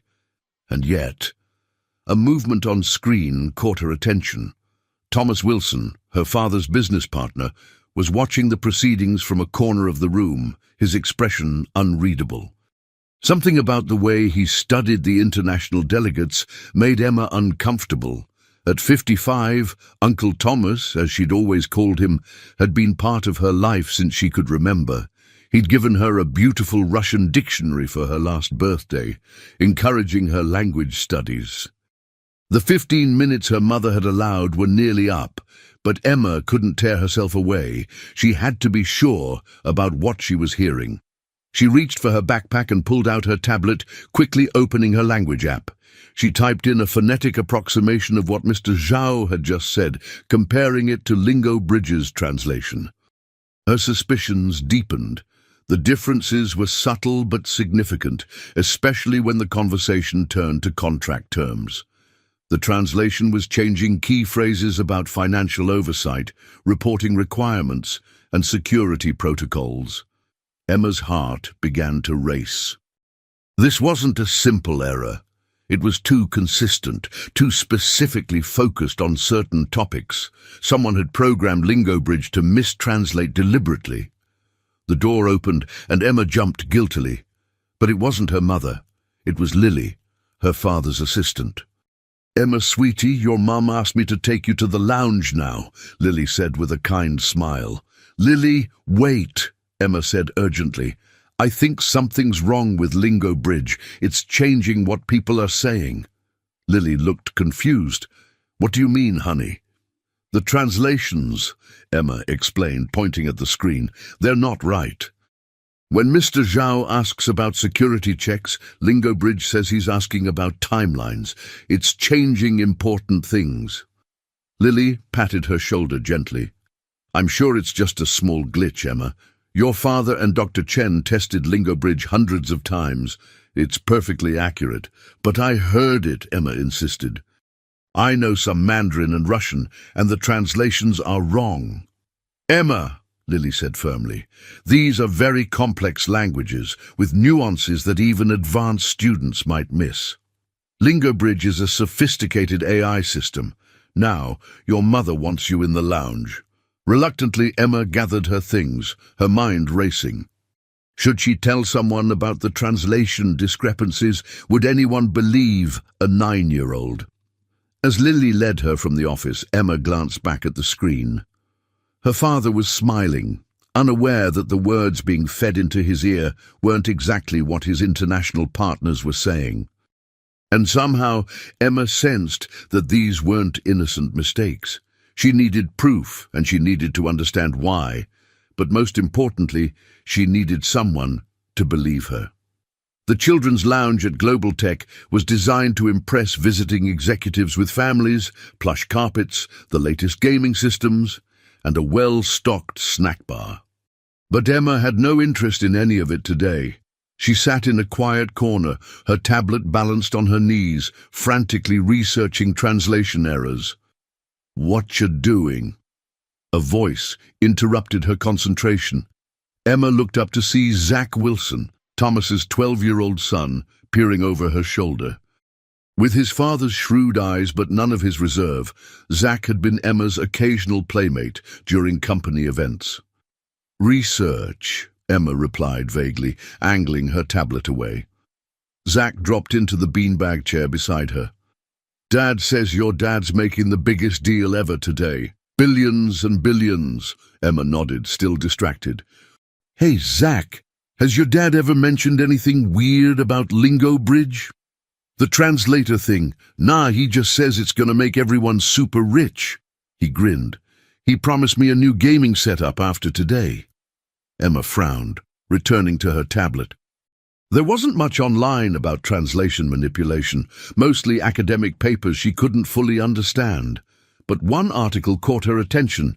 Subtle shifts in financial translation, ethical concerns in automated systems. "I'm bored," Zach announced. "Want to go explore? The security guy at the elevator owes me." He'd let us go up to the observation deck. Emma was about to refuse when an idea struck her. "Actually, yes, but not the observation deck. I need to get back to the conference room floor." Zach's eyes widened. "That's totally off limits today. Security everywhere."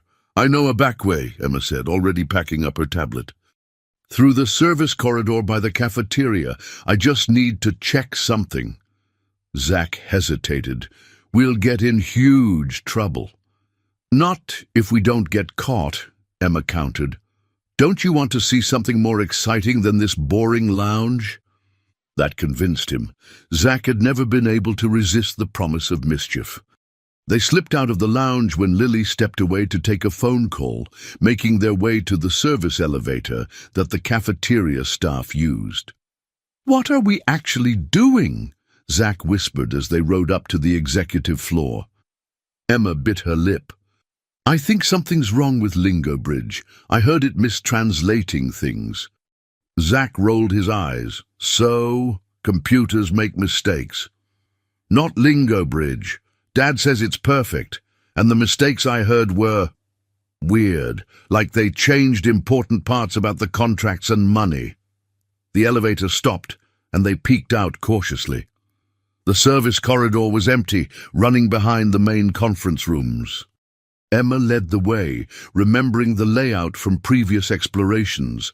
They reached a utility closet that Emma knew shared a wall with the smaller meeting room adjacent to the main conference area. "In here," she whispered. Inside, among mops and cleaning supplies, was a ventilation grate at floor level. Emma knelt beside it, pressing her ear close. Through it she could hear muffled voices. "Absolutely certain this won't be detected." That was her Uncle Thomas's voice. "The alterations are subtle enough that only someone with advanced knowledge of both languages would notice." Dr. Chen's distinctive voice replied, sounding tense, "But I still don't like this, Thomas. If Robert finds out..." "Robert won't find out unless you tell him, and you won't, because your name is on every developmental document. You'd go down with us." Emma's eyes widened. She motioned for Zach to listen, but he seemed more interested in examining the janitor's supplies. "The contract terms are being modified exactly as we discussed." "No," Thomas continued. "Yes," Dr. Chen responded, his voice barely audible. "The clauses regarding oversight are being softened in translation, and the financial reporting requirements are being presented as annual rather than quarterly. The Russian contingent's concerns about security protocols are being minimized." "Perfect. And the routing codes for the initial transfers. As instructed, 10% will be diverted through the shell companies, undetectable unless someone compares the original documents word for word with multiple independent translators." Emma felt her heart pounding. She didn't understand everything they were saying, but she knew enough. They were using Lingo Bridge to trick the international investors, changing the words to hide something about money. Suddenly, Zach knocked over a bottle of cleaning solution, the crash impossibly loud in the small space. "What was that?" Thomas's voice sharpened. Emma grabbed Zach's arm, pulling him toward the door. They burst out of the closet and ran down the service corridor, just as the meeting room door opened behind them. "Hey, stop!" Dr. Chen's voice called out. They ducked around a corner, finding themselves in the main hallway, directly in front of Agent Natalie Parker, the FBI liaison assigned to oversee international financial transactions of this magnitude. The tall woman looked down at them with surprise. "What are you two doing on this floor?" Emma made a split-second decision. "Agent Parker, I need to tell you something about Lingo Bridge. I think it's changing what people are saying on purpose." Agent Parker's professional expression didn't change, but she knelt to Emma's level. That's a very serious claim, Emma. What makes you think that? Before Emma could answer, Thomas Wilson appeared, his face composed but eyes sharp with suspicion. "There you are. Your parents are looking everywhere for you two. The lounge is downstairs, remember?" He placed a firm hand on Emma's shoulder. "I apologize, Agent Parker. My son and his friend have active imaginations." "Good day, Uncle Thomas. I heard you talking to Dr. Chen," Emma blurted out, "about changing contract terms and diverting money." Thomas's grip tightened painfully on her shoulder. "Kids, always misunderstanding adult conversations." He laughed, but it didn't reach his eyes. Emma's been reading too many spy novels. Agent Parker looked between them, her expression carefully neutral. "I'm sure Mr. Wilson can take you back downstairs, Emma, but if you want to tell me more about your concerns, later you can ask your parents to call me." Thomas was already steering them toward the elevator. "That won't be necessary, just a misunderstanding." As the elevator doors closed, Thomas knelt down, his face inches from Emma's. "Listen carefully, Emma. I don't know what you think you heard, but today is the most important day in your father's career. If you disrupt this deal with wild stories, you'll destroy everything he's worked for. Do you understand?" Emma looked into the eyes of the man she'd called uncle her entire life and saw something she'd never noticed before. A coldness that frightened her. "I understand," she whispered. But what she understood was that she needed proof. Real proof that adults couldn't dismiss as a child's imagination. And she needed to get it before her father signed anything. Emma sat silently in the executive lounge where Thomas had deposited her and Zach, warning them to stay put or else. Zach was playing a video game, seemingly unconcerned about what they'd overheard. "Aren't you worried?" Emma finally asked him. "Your dad is doing something bad." Zach shrugged without looking up from his game. "Grown-ups always talk about boring money stuff. You probably didn't even understand what they were saying." "I understood enough," Emma insisted. "They're tricking people and stealing money. That's wrong." "Whatever, my dad's smart. If he's doing something, he probably has a good reason." Zach paused his game and looked at her seriously. "And you better not tell anyone else. My dad gets really mad when people mess with his business stuff." The casual threat in his voice made Emma realize she couldn't count on Zach's help. She needed someone else, an adult who would listen. Her mother was the obvious choice, but Sarah would be in the middle of the meetings. And after Thomas's warning, Emma knew she needed solid proof before approaching anyone. She pulled out her tablet again, opening her language app. An idea was forming, but she needed equipment she didn't have. Then she remembered her grandfather's gift. For her 9th birthday 2 months ago, her grandfather had given her a special present, a high-quality digital voice recorder disguised as a unicorn keychain. "For when you want to practice your languages," he'd said with a wink. Emma always kept it in her backpack. She rummaged through her bag and found the small device. It could record for hours and had remarkable clarity. She'd tested it by recording bird songs in the park.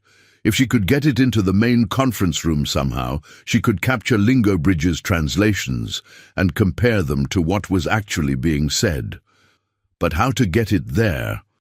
Security was tight, and after being caught once, she'd be watched carefully. Emma glanced at her watch. It was nearly noon, lunchtime. The delegation would be taking a break soon. That might be her chance. Sure enough, 20 minutes later, Lily appeared. "Emma, your mother asked me to bring you to lunch with her.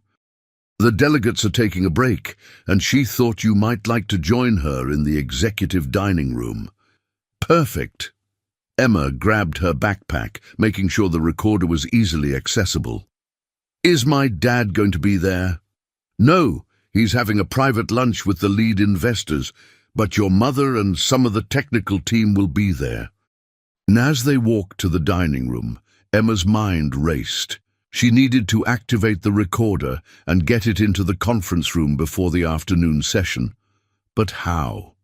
The executive dining room was elegant but intimate, with her mother seated at a small table with Dr. Chen and two members of his technical team.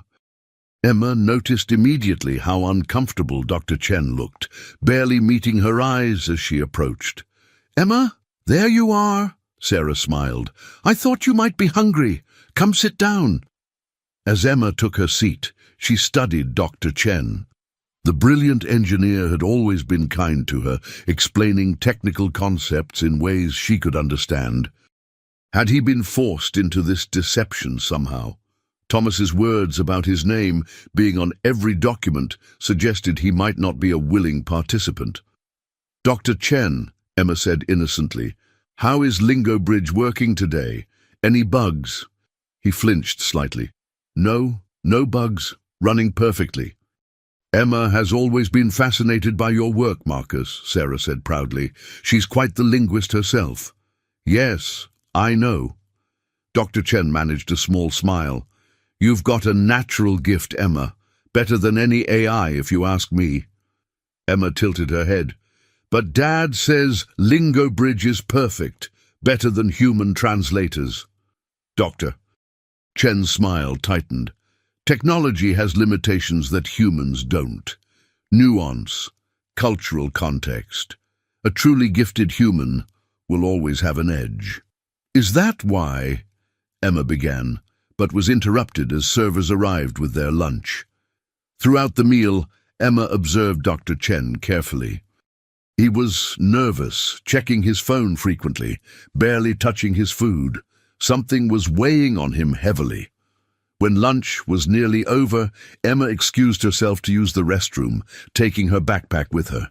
Instead of turning toward the restrooms, however, she slipped down the hallway toward the main conference room. With everyone at lunch, it might be unattended. She peeked through the glass door. The room was empty except for a security guard stationed by the entrance. The 3 Lingo Bridge devices still sat on the conference table. Emma stepped back, thinking quickly. She couldn't get past the guard, but maybe she didn't need to. The ventilation system ran throughout the building. If she could find another access point, one that connected to the conference room. She remembered the building layout from her many explorations. There was a small audio-visual control room adjacent to the conference room where technicians monitored the presentation systems. It would have ventilation access and might even be unmanned during lunch. Emma made her way there, finding the door unlocked. Inside, monitors showed different angles of the empty conference room. A ventilation grate was positioned on the wall at child height. Perfect.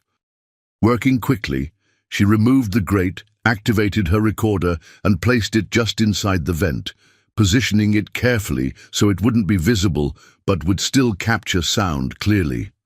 She replaced the grate and stepped back, heart pounding with a mixture of fear and determination. "What are you doing in here?" "What?" Emma whirled around to find Lily standing in the doorway, arms crossed. "I got lost looking for the bathroom," Emma said, trying to sound innocent. Lily's expression softened. "This area is restricted, Emma. Come on, your mother is looking for you." As they walked back, Emma glanced at her watch. The afternoon session would begin in 30 minutes. Her recorder was in place, capturing everything that would be said in that room. Now she just had to wait. The afternoon stretched endlessly as Emma waited in the children's lounge, unable to concentrate on anything. Zach had disappeared, probably bored with her company, which was fine with Emma. Her thoughts were entirely focused on the recorder hidden in the conference room ventilation system. At 3:30, Lily appeared again. "Emma, your father asked if you'd like to join them for the closing ceremony. They're about to sign the final agreements." Emma's heart leapt. "Yes, please." This was better than she'd hoped. She'd be in the room when the contracts were signed. As they rode the elevator to the executive floor, Emma's mind raced. Should she say something now, but without proof? Would anyone believe her? Her father would be furious if she disrupted his big moment based on what adults would see as a child's misunderstanding. No, she needed to retrieve the recorder first. The evidence had to be clear and undeniable. The conference room had transformed since morning. The business atmosphere had given way to a celebratory mood, with champagne being poured and photographers positioning themselves. Emma spotted her father at the center of it all, beaming as he shook hands with Mr. Zhao. Her mother waved her over. "Come stand with me, sweetie. This is history in the making." Emma took her place beside Sarah, scanning the room. Dr. Chen stood near the Lingo Bridge devices, his face pale and drawn, despite the festive atmosphere. Thomas Wilson was moving confidently among the investors, all charm and smiles. Agent Parker was there too, her professional demeanor unchanged amidst the celebration. She caught Emma's eye and gave a small nod of recognition. Robert Mitchell took center stage, raising his hands for attention. "Ladies and gentlemen, after months of negotiation and due diligence, we stand at the threshold of a historic partnership. The documents before us represent not just a business transaction, but a bridge between nations, cultures, and financial systems." Lingerbridge hummed softly as it translated his words into multiple languages. The international delegates nodded appreciatively, some raising their champagne glasses. "Before we sign," Robert continued, "I want to thank the people who made this possible, my incredible team at Global Tech, our partners from around the world, and especially my right hand, Thomas Wilson, whose financial genius structured this deal." Thomas stepped forward, acknowledging the applause with a modest nod that Emma now recognized as completely fake. "And of course," Robert added, "Dr. Marcus Chen, whose brilliant Lingo Bridge technology has eliminated the language barriers that once made international deals so challenging." "Dr." Chen managed a tight smile, his eyes darting briefly to Thomas. "Now," Robert said, moving to the large table where the contracts were displayed, "let us make history together." Representatives from each delegation approached the table. Emma watched as pens were lifted poised to sign documents she now believed contained hidden traps. She had to do something. Even without the recorder, she couldn't let this happen. "Wait!" The word burst from her before she could stop herself. The room fell silent, all eyes turning to her. Her father's expression froze in a smile that didn't reach his eyes. "Emma," he said through clenched teeth, "this isn't the time for—" "The translations are wrong," she blurted out. "Lingo Bridge is changing what people are saying. It's changing the contract terms." Murmurs rippled through the crowd. The international delegates looked confused, some removing their earpieces to examine them. Robert laughed nervously. "My daughter has a vivid imagination. Please, let's continue." "I heard them," Emma insisted, pointing at Thomas and Dr. Chen. "They're using Lingo Bridge to change the contracts and divert money to shell companies." The room erupted in confused conversation. Agent Parker stepped forward, her attention now fully focused on Emma. Thomas moved swiftly to Robert's side. "Robert, control your daughter. This childish outburst is jeopardizing everything." Robert looked between his daughter and his business partner, bewilderment giving way to anger. "Emma, that's enough. Apologize to everyone immediately." Sarah placed protective hands on Emma's shoulders. "Robert, maybe we should listen." "Not now, Sarah," he snapped. "Emma, go with Lily. We'll discuss this later." Lily appeared at Emma's side, gently taking her arm, but Emma pulled away. "Check the translation yourselves," she cried desperately. "Mr. Zhao, ask something in Mandarin and see if it translates correctly." Mr. Zhao, looking intrigued rather than offended, spoke a sentence in Mandarin. Lingo Bridge's smooth voice provided the translation. "Mr. Zhao expresses his confidence in our partnership and looks forward to signing." Emma shook her head vigorously. "That's not what he said. He asked why a child would make such serious accusations." The room fell silent again, Mr. Zhao's eyebrows raised in surprise. "The girl is correct," he said in careful English. "That is indeed what I asked." All eyes turned to Dr. Chen, who had gone deathly pale. Thomas stepped forward quickly. A simple glitch, he insisted. Technology isn't perfect, but one minor error doesn't justify these wild accusations. Agent Parker moved closer to the contracts. Perhaps we should have independent translators review these documents before proceeding. Absolutely not, Thomas said sharply. These terms have been negotiated for months. Delays now could collapse the entire deal. Robert looked lost, his perfect moment shattered. I don't understand what's happening here. Emma broke away from Lily and ran to her father's side. Daddy, I need you to believe me. I heard them talking. Uncle Thomas is using Lingo Bridge to trick everyone. Robert knelt to her level, his expression torn between trust in his daughter and loyalty to his business partner of 20 years. Emma, he said quietly, this is the most important deal of my life. Are you absolutely certain of what you're saying? Emma nodded, tears filling her eyes. I have proof, Daddy. I recorded their meeting. And I recorded the translations in here too. Thomas's face darkened. What recording? Where? Emma pointed to the ventilation grate. My recorder is in there. It's been recording everything in this room all afternoon. Thomas lunged toward the ventilation grate, but Agent Parker was faster, stepping in his way. I think we'll secure that evidence, Mr. Wilson. 2 days later, the Mitchell family sat in their living room as CNN broadcast breaking news about the global tech translation scandal. Emma watched the scrolling headlines with a mixture of pride and discomfort at seeing her family name splashed across national news. Financial authorities have frozen assets connected to Thomas Wilson and several offshore accounts, the anchor reported. Sources close to the investigation say the fraud could have diverted up to $200 million from international investors if the contracts had been executed as prepared. Robert muted the television, rubbing his temples.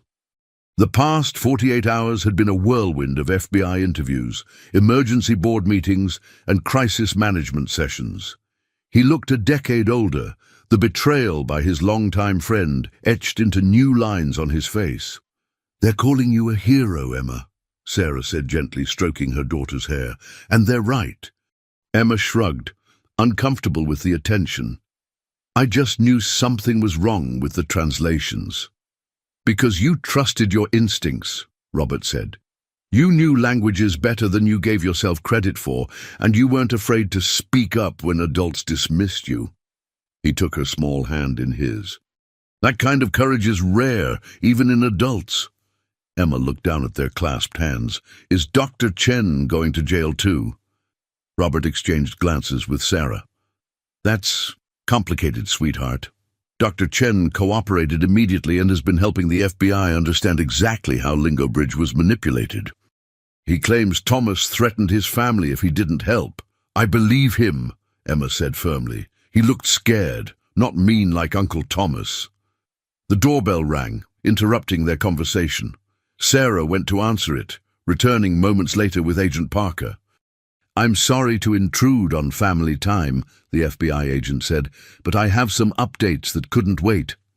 Robert gestured for her to sit. Please, we're anxious for news.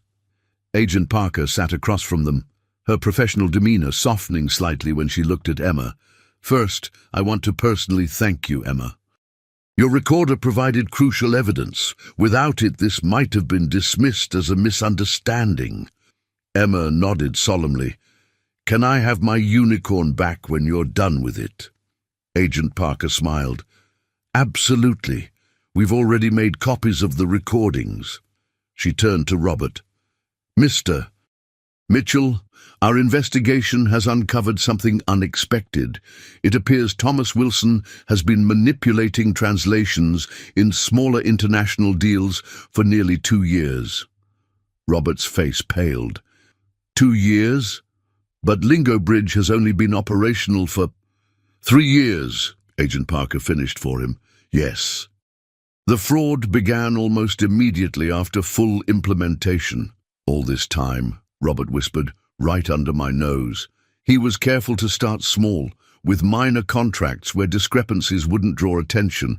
The billion-dollar deal was to be his masterpiece. She paused. We've also discovered that several other executives at Global Tech were involved. Who? Robert demanded. We're still compiling the full list, but I can tell you that your CFO, Michael Reynolds, and your head of international operations, Diana Westfield, have both been taken in for questioning. Robert slumped back in his chair, looking devastated.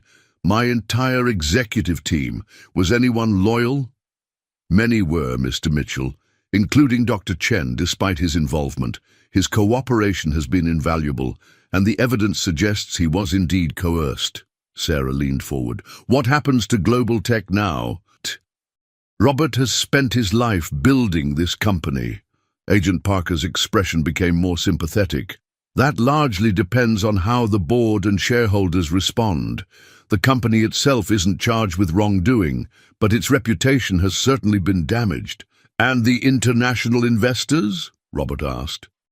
They've expressed continued interest in partnership, but only after significant restructuring and new leadership is in place. The implication hung heavy in the air. Robert might lose control of his own company. Emma, sensing her father's distress, squeezed his hand. Daddy, if Lingo Bridge was changed to do bad things, can't it be fixed to do good things again? Robert looked at his daughter with surprise, then thoughtfulness. You know, that's exactly what we should be focusing on. Not what we've lost, but what we can rebuild. Agent Parker stood to leave. One more thing. The press has been requesting interviews with Emma. As the child whistleblower who prevented an international financial crime, she's become quite the celebrity. Sarah shook her head firmly. Absolutely not. She's 9 years old. This has been traumatic enough. I understand completely, Agent Parker said. But you should know that several language education advocates have reached out as well. They're interested in supporting Emma's gift for languages in more constructive ways than media attention. Emma perked up at this. Like what? Specialized education programs, mentorship opportunities. One prominent linguist called her ability to detect translation errors at her age extraordinary and worthy of development. For the first time in days, Emma felt a flutter of excitement. Could I really do that? Study languages for real? Sarah smiled. We'll certainly look into it, sweetie. After Agent Parker left, the family sat in silence for a moment, absorbing all they had learned. I still can't believe Thomas would do this, Robert finally said. 20 years of friendship, building the company together. People change, Sarah said softly. Or maybe we never really knew him. Emma leaned against her father's shoulder. Are you mad that I ruined the deal, Daddy? Robert wrapped his arm around her. Emma Thompson, you didn't ruin anything. You saved our company from becoming something corrupt. You saved me from being part of a fraud I didn't even know was happening. He kissed the top of her head. I'm prouder of you than I've ever been of anyone in my life. The doorbell rang again. This time, it was a delivery. Flowers from Mr. Zhao with a note written in careful English. To the young linguist who values truth above all. The world needs more like you. Emma held the card, a smile spreading across her face. In the midst of scandal and uncertainty, something new was taking root. A future shaped not by deception, but by the clear, honest voice of a child who refused to be silenced. 1 week after the scandal broke, Emma sat in the back of her father's car, watching raindrops race down the window as they drove to Global Tech headquarters. The company was in crisis mode, with stock prices plummeting and investors demanding answers. Do I really have to be there, Dad? Emma asked, twisting the strap of her backpack nervously. Robert adjusted his tie in the rearview mirror. The board specifically requested you, Pumpkin. They need to hear exactly what happened, in your own words. But they won't yell at me, will they? Emma's voice was small. Absolutely not, Sarah assured her from the passenger seat. They're grateful to you. If not for you, the company could have been implicated in international fraud. Emma wasn't convinced. In the week since the failed deal, her world had turned upside down. Reporters camped outside their house. Her school principal had suggested she take some time off until the media frenzy died down, and she'd overheard her father on the phone, his voice breaking as he fought to retain control of his company. The Global Tech building looked different today, less impressive somehow.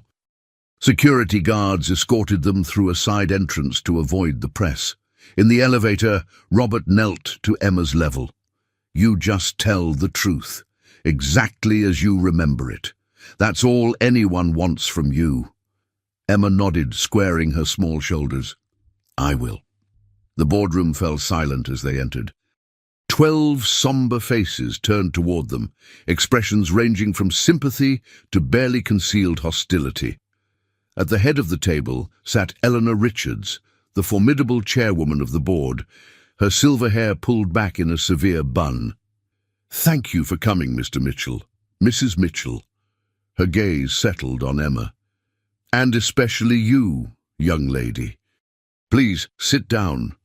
Agent Parker was already there, nodding encouragingly at Emma. A court stenographer sat in the corner, fingers poised over her machine. "Before we begin," Eleanor continued, "I want to clarify that this is not a formal deposition. We're simply trying to understand exactly what happened so we can move forward appropriately." My daughter is 9 years old," Robert said firmly. "I expect everyone to remember that." Eleanor nodded. "Of course. Emma, can you tell us how you first noticed something was wrong with the translations?" Emma glanced at her parents, who nodded encouragingly. In a small but steady voice, she recounted everything. The mistranslations she'd noticed, overhearing Thomas and Dr. Chen, hiding the recorder, and her desperate intervention before the contracts were signed. As she spoke, she watched the board members' expressions change from skepticism to astonishment. When she finished, the room was silent. "Remarkable," Eleanor finally said, "and you understood enough Mandarin to detect the discrepancies." "I've been studying it," Emma explained. "I'm not fluent, but I know enough to notice when something important changes." A board member leaned forward. "Why didn't you tell your father immediately?" "I tried." Emma's voice rose slightly. "But grown-ups don't always listen to kids. I needed proof." Robert placed a protective hand on her shoulder. "My daughter showed more wisdom and courage than many adults would have in the same situation." Eleanor nodded slowly. "Indeed." She turned to Agent Parker. "Agent, what's the current status of the investigation?" "Ongoing," Parker replied. "Mr. Wilson is cooperating, hoping for leniency. Dr. Chen has provided extensive technical documentation showing how Lingo Bridge was modified. We've identified 3 additional global tech executives involved in the scheme." "And the financial impact?" Agent Parker hesitated. "Substantial. Approximately $40 million has already been diverted through previous smaller contracts using the same method. If the billion-dollar deal had gone through as planned, the total fraud would have exceeded $200 million. A murmur ran through the room. Robert's face was ashen. "Which brings us to the question of leadership," Eleanor said, her gaze shifting to Robert. "Mr. Mitchell, while you yourself appear to be innocent of wrongdoing, this happened under your watch." 3 weeks after the board meeting, Emma sat in an unfamiliar classroom at the Stanford Language Center, nervously tapping her pencil. Around her, 12 other children ages 8 to 12 watched as Professor Lin wrote Mandarin characters on the whiteboard. "Emma, would you translate this sentence?" Professor Lin asked. Emma studied the characters, then spoke carefully. "The bridge between cultures is built on understanding, not just words." "Excellent." Professor Lin smiled. "Your pronunciation is remarkably good for someone your age." Emma ducked her head, still uncomfortable with praise.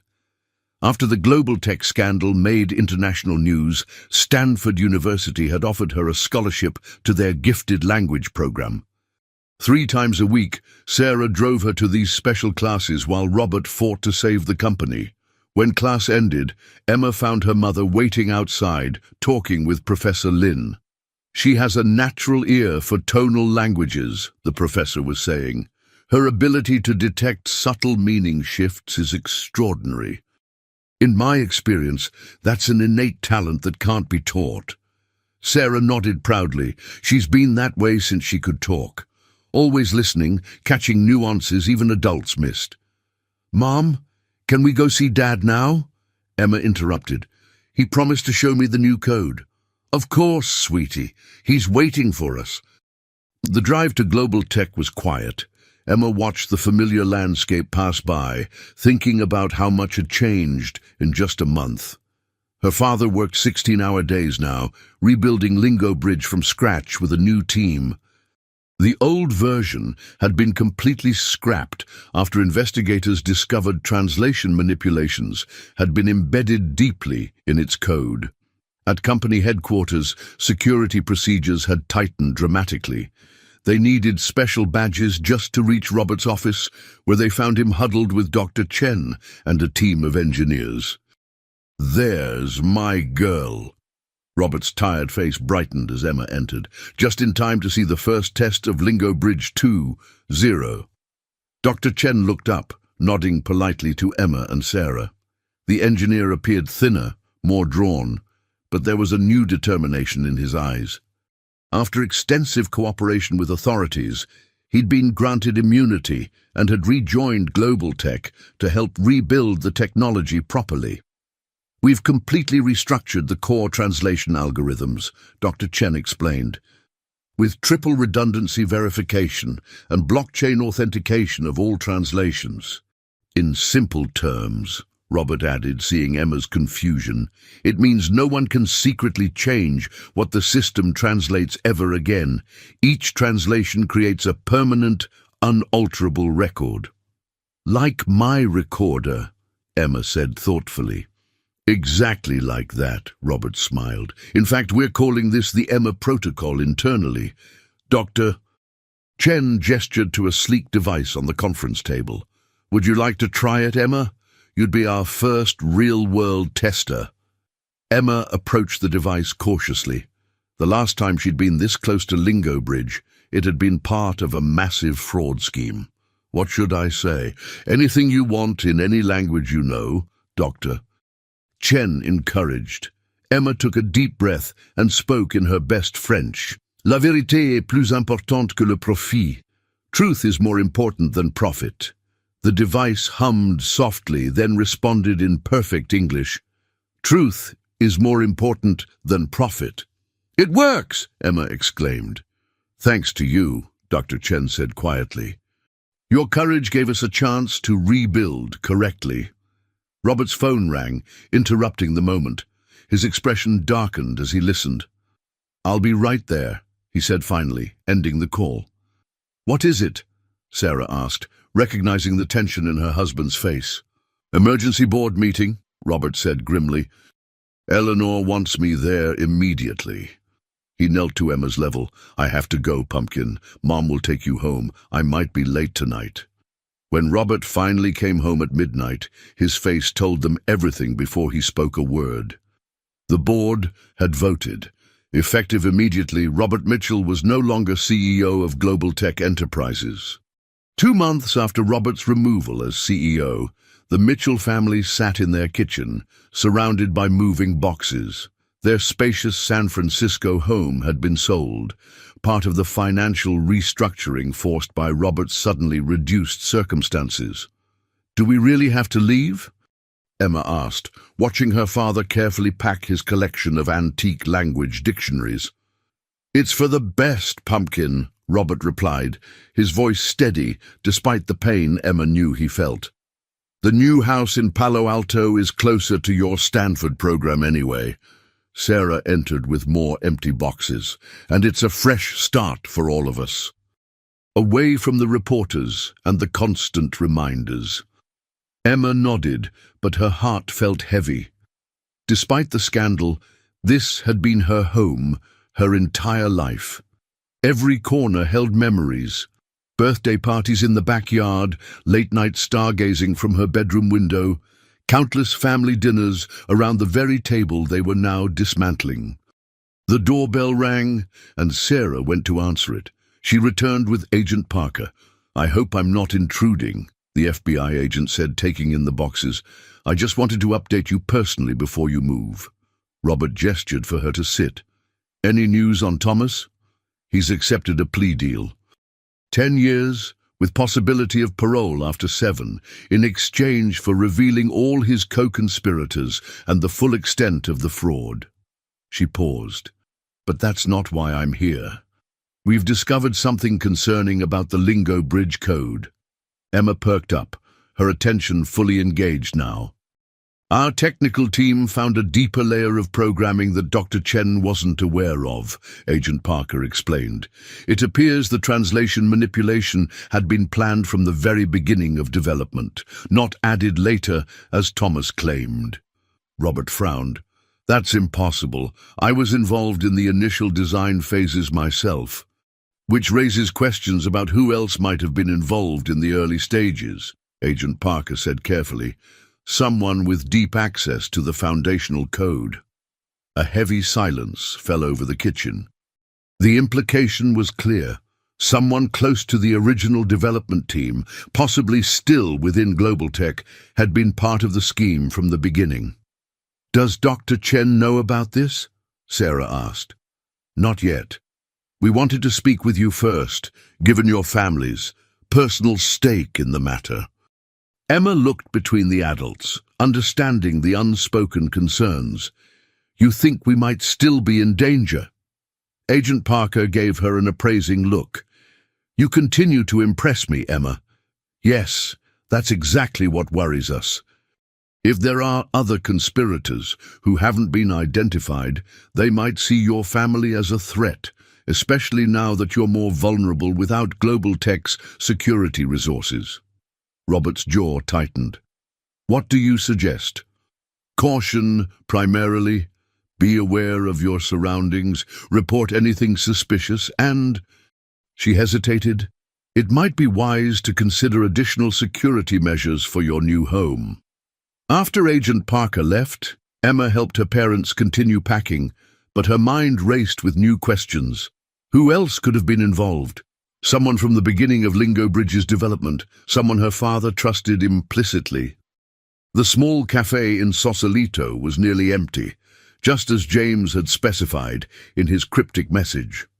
Robert sat alone at a corner table, his coffee untouched, watching the door with a mixture of anticipation and dread. Against Agent Parker's explicit advice, he'd come alone. The FBI had wanted to set up a sting operation, but Robert feared that might scare James away, and with him answers about who else might be targeting his family. Sarah and Emma were safely ensconced in a hotel under FBI protection. Even so, Robert couldn't shake the fear that had plagued him since Emma's discovery. If James Harrington, his mentor, friend, and original business partner, had been the architect of the fraud, what else might he be capable of? The bell above the cafe door jingled, and James Harrington entered. At 65, he looked older than Robert remembered, thinner, greyer, but with the same piercing intelligence in his blue eyes. He spotted Robert immediately and approached without ordering. "You came alone. Good." James slid into the chair opposite Robert. "I wasn't sure you would trust me enough." "I don't," Robert replied coldly, "but I need answers. Was Lingo Bridge designed for fraud from the beginning?" James sighed heavily. "Not fraud, Robert. Intelligence gathering." "What?" "Lingo Bridge was never just a translation device. That was its commercial application, yes, but its true purpose was far more valuable to certain interested parties." Robert leaned forward, his voice low and furious. "What are you talking about?" "Think about it, Robert. a device present in high-level international business negotiations, government meetings, diplomatic exchanges, transmitting every word spoken in multiple languages. The implication hit Robert like a physical blow. It was spyware, all along. James nodded. The most sophisticated intelligence-gathering tool ever created. Worth billions to the right buyers. Who? Robert demanded. Who are you working for? James glanced around the empty cafe before answering. It started as a private operation, just Thomas and me, selling specific intelligence to corporate competitors, but then we caught the attention of bigger players. Government agencies from several countries expressed interest. The bidding war was intense. Robert felt sick. So, the translation errors Emma discovered. A secondary operation. Thomas got greedy, wanted to skim additional profits through contract manipulation. I warned him it risked exposing the entire operation, but he wouldn't listen. James shook his head. Your daughter's intervention actually saved me considerable trouble. Why tell me this now? Why come out of hiding? James's expression turned grave. Because the people we sold to aren't happy about the exposure. Lingo bridge devices are being removed from sensitive locations worldwide. Billions in intelligence potential gone, and they blame me. So this is about saving yourself, Robert said with disgust. It's about saving your family, James countered sharply. They know Emma was the catalyst. They've been monitoring you since the scandal broke. Why do you think I contacted you right after you discovered my connection? I've still got sources inside their operation. Robert's blood ran cold. Are you saying my family is in danger? I'm saying you need to disappear. Immediately. Tonight. Take Sarah and Emma somewhere off-grid. No electronics, no credit cards, nothing traceable. James Harrington's cabin was more fortress than wilderness retreat. Nestled among towering pines at 7,000 feet elevation, the rugged structure featured reinforced doors, shuttered windows, and a generator system for power. Inside they found fully stocked cupboards, medical supplies, and even children's books and games. Your Uncle James thought of everything, Sarah remarked, examining the satellite radio, their only connection to the outside world, and one they'd been instructed to use only in emergencies. He's not my uncle anymore, Emma said firmly, arranging her few belongings in the small loft bedroom. After 3 days in the cabin, the initial fear had given way to a simmering anger. Real uncles don't put their families in danger. Robert, checking the perimeter for the 3rd time that day, overheard the exchange. Emma's sense of betrayal ran deep, first Thomas, now James, 2 men she'd grown up trusting implicitly. You're right, Pumpkin, he said, climbing the ladder to her loft. But sometimes people we thought we knew turn out to be different than we expected. Emma looked up from organizing her books. Like you thought Mr. Harrington was your friend, but he was really a spy. Robert nodded, sitting beside her on the small bed. People are complicated. James did a terrible thing, but he's also trying to help us now. Do you think the bad people will find us here?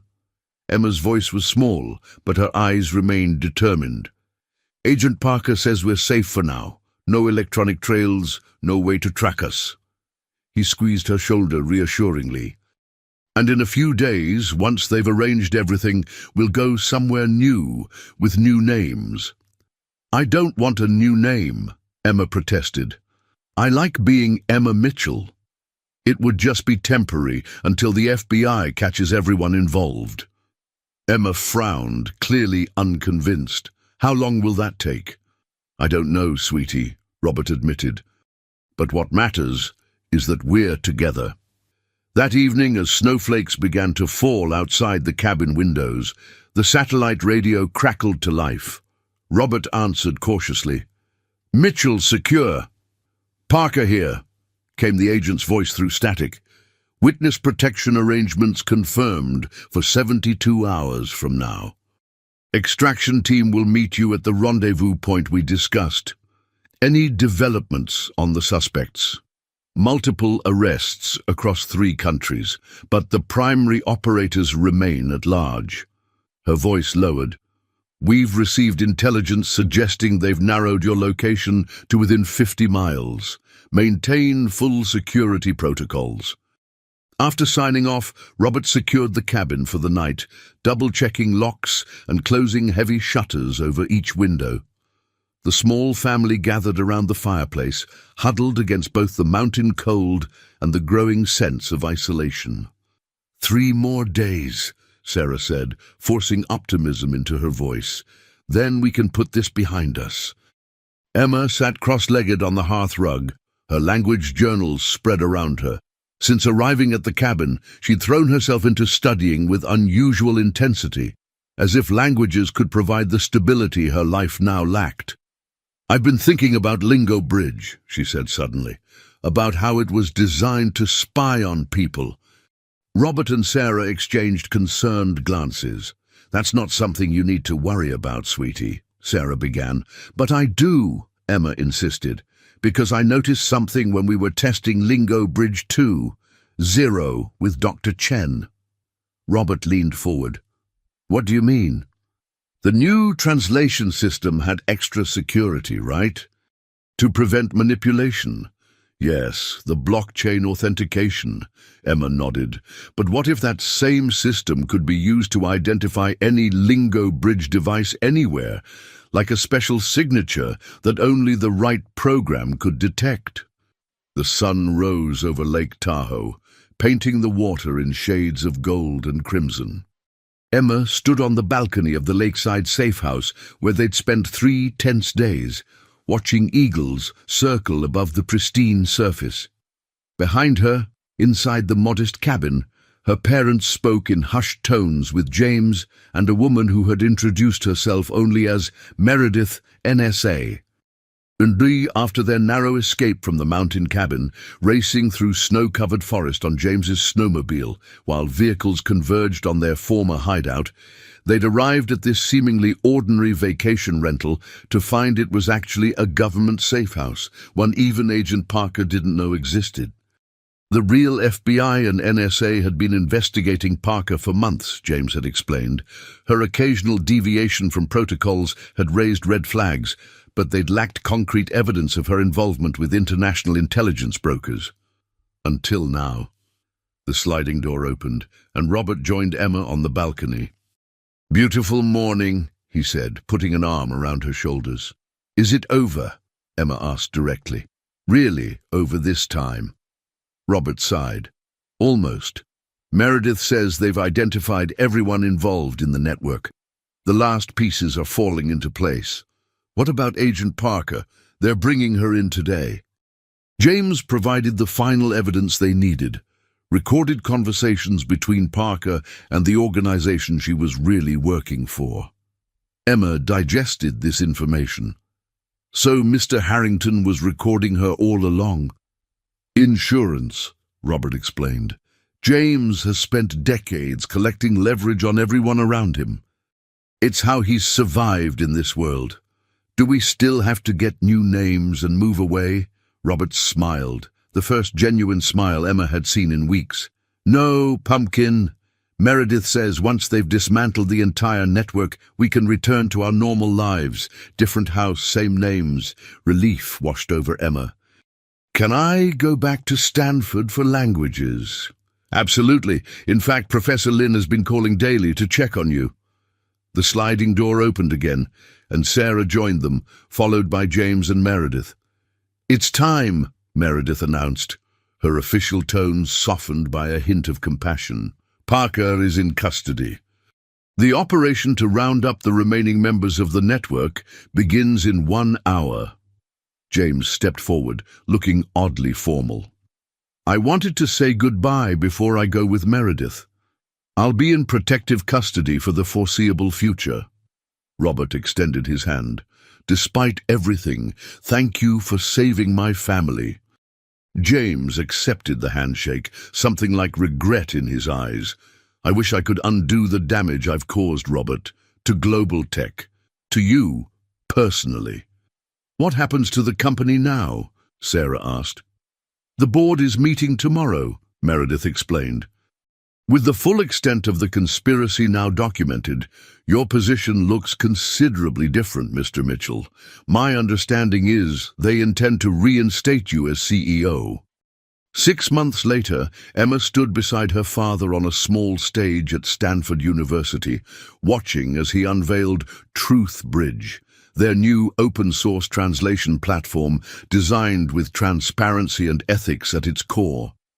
As applause filled the auditorium, Emma spotted Agent Meredith, now a family friend in the audience, along with Professor Lin, and surprisingly, Dr. Chen, recently released from his limited witness protection. The journey wasn't over. Rebuilding trust never followed a simple path. But as Emma demonstrated the system's features to an audience of academics, technologists, and language enthusiasts, she knew they had transformed their family's darkest chapter into something luminous and true.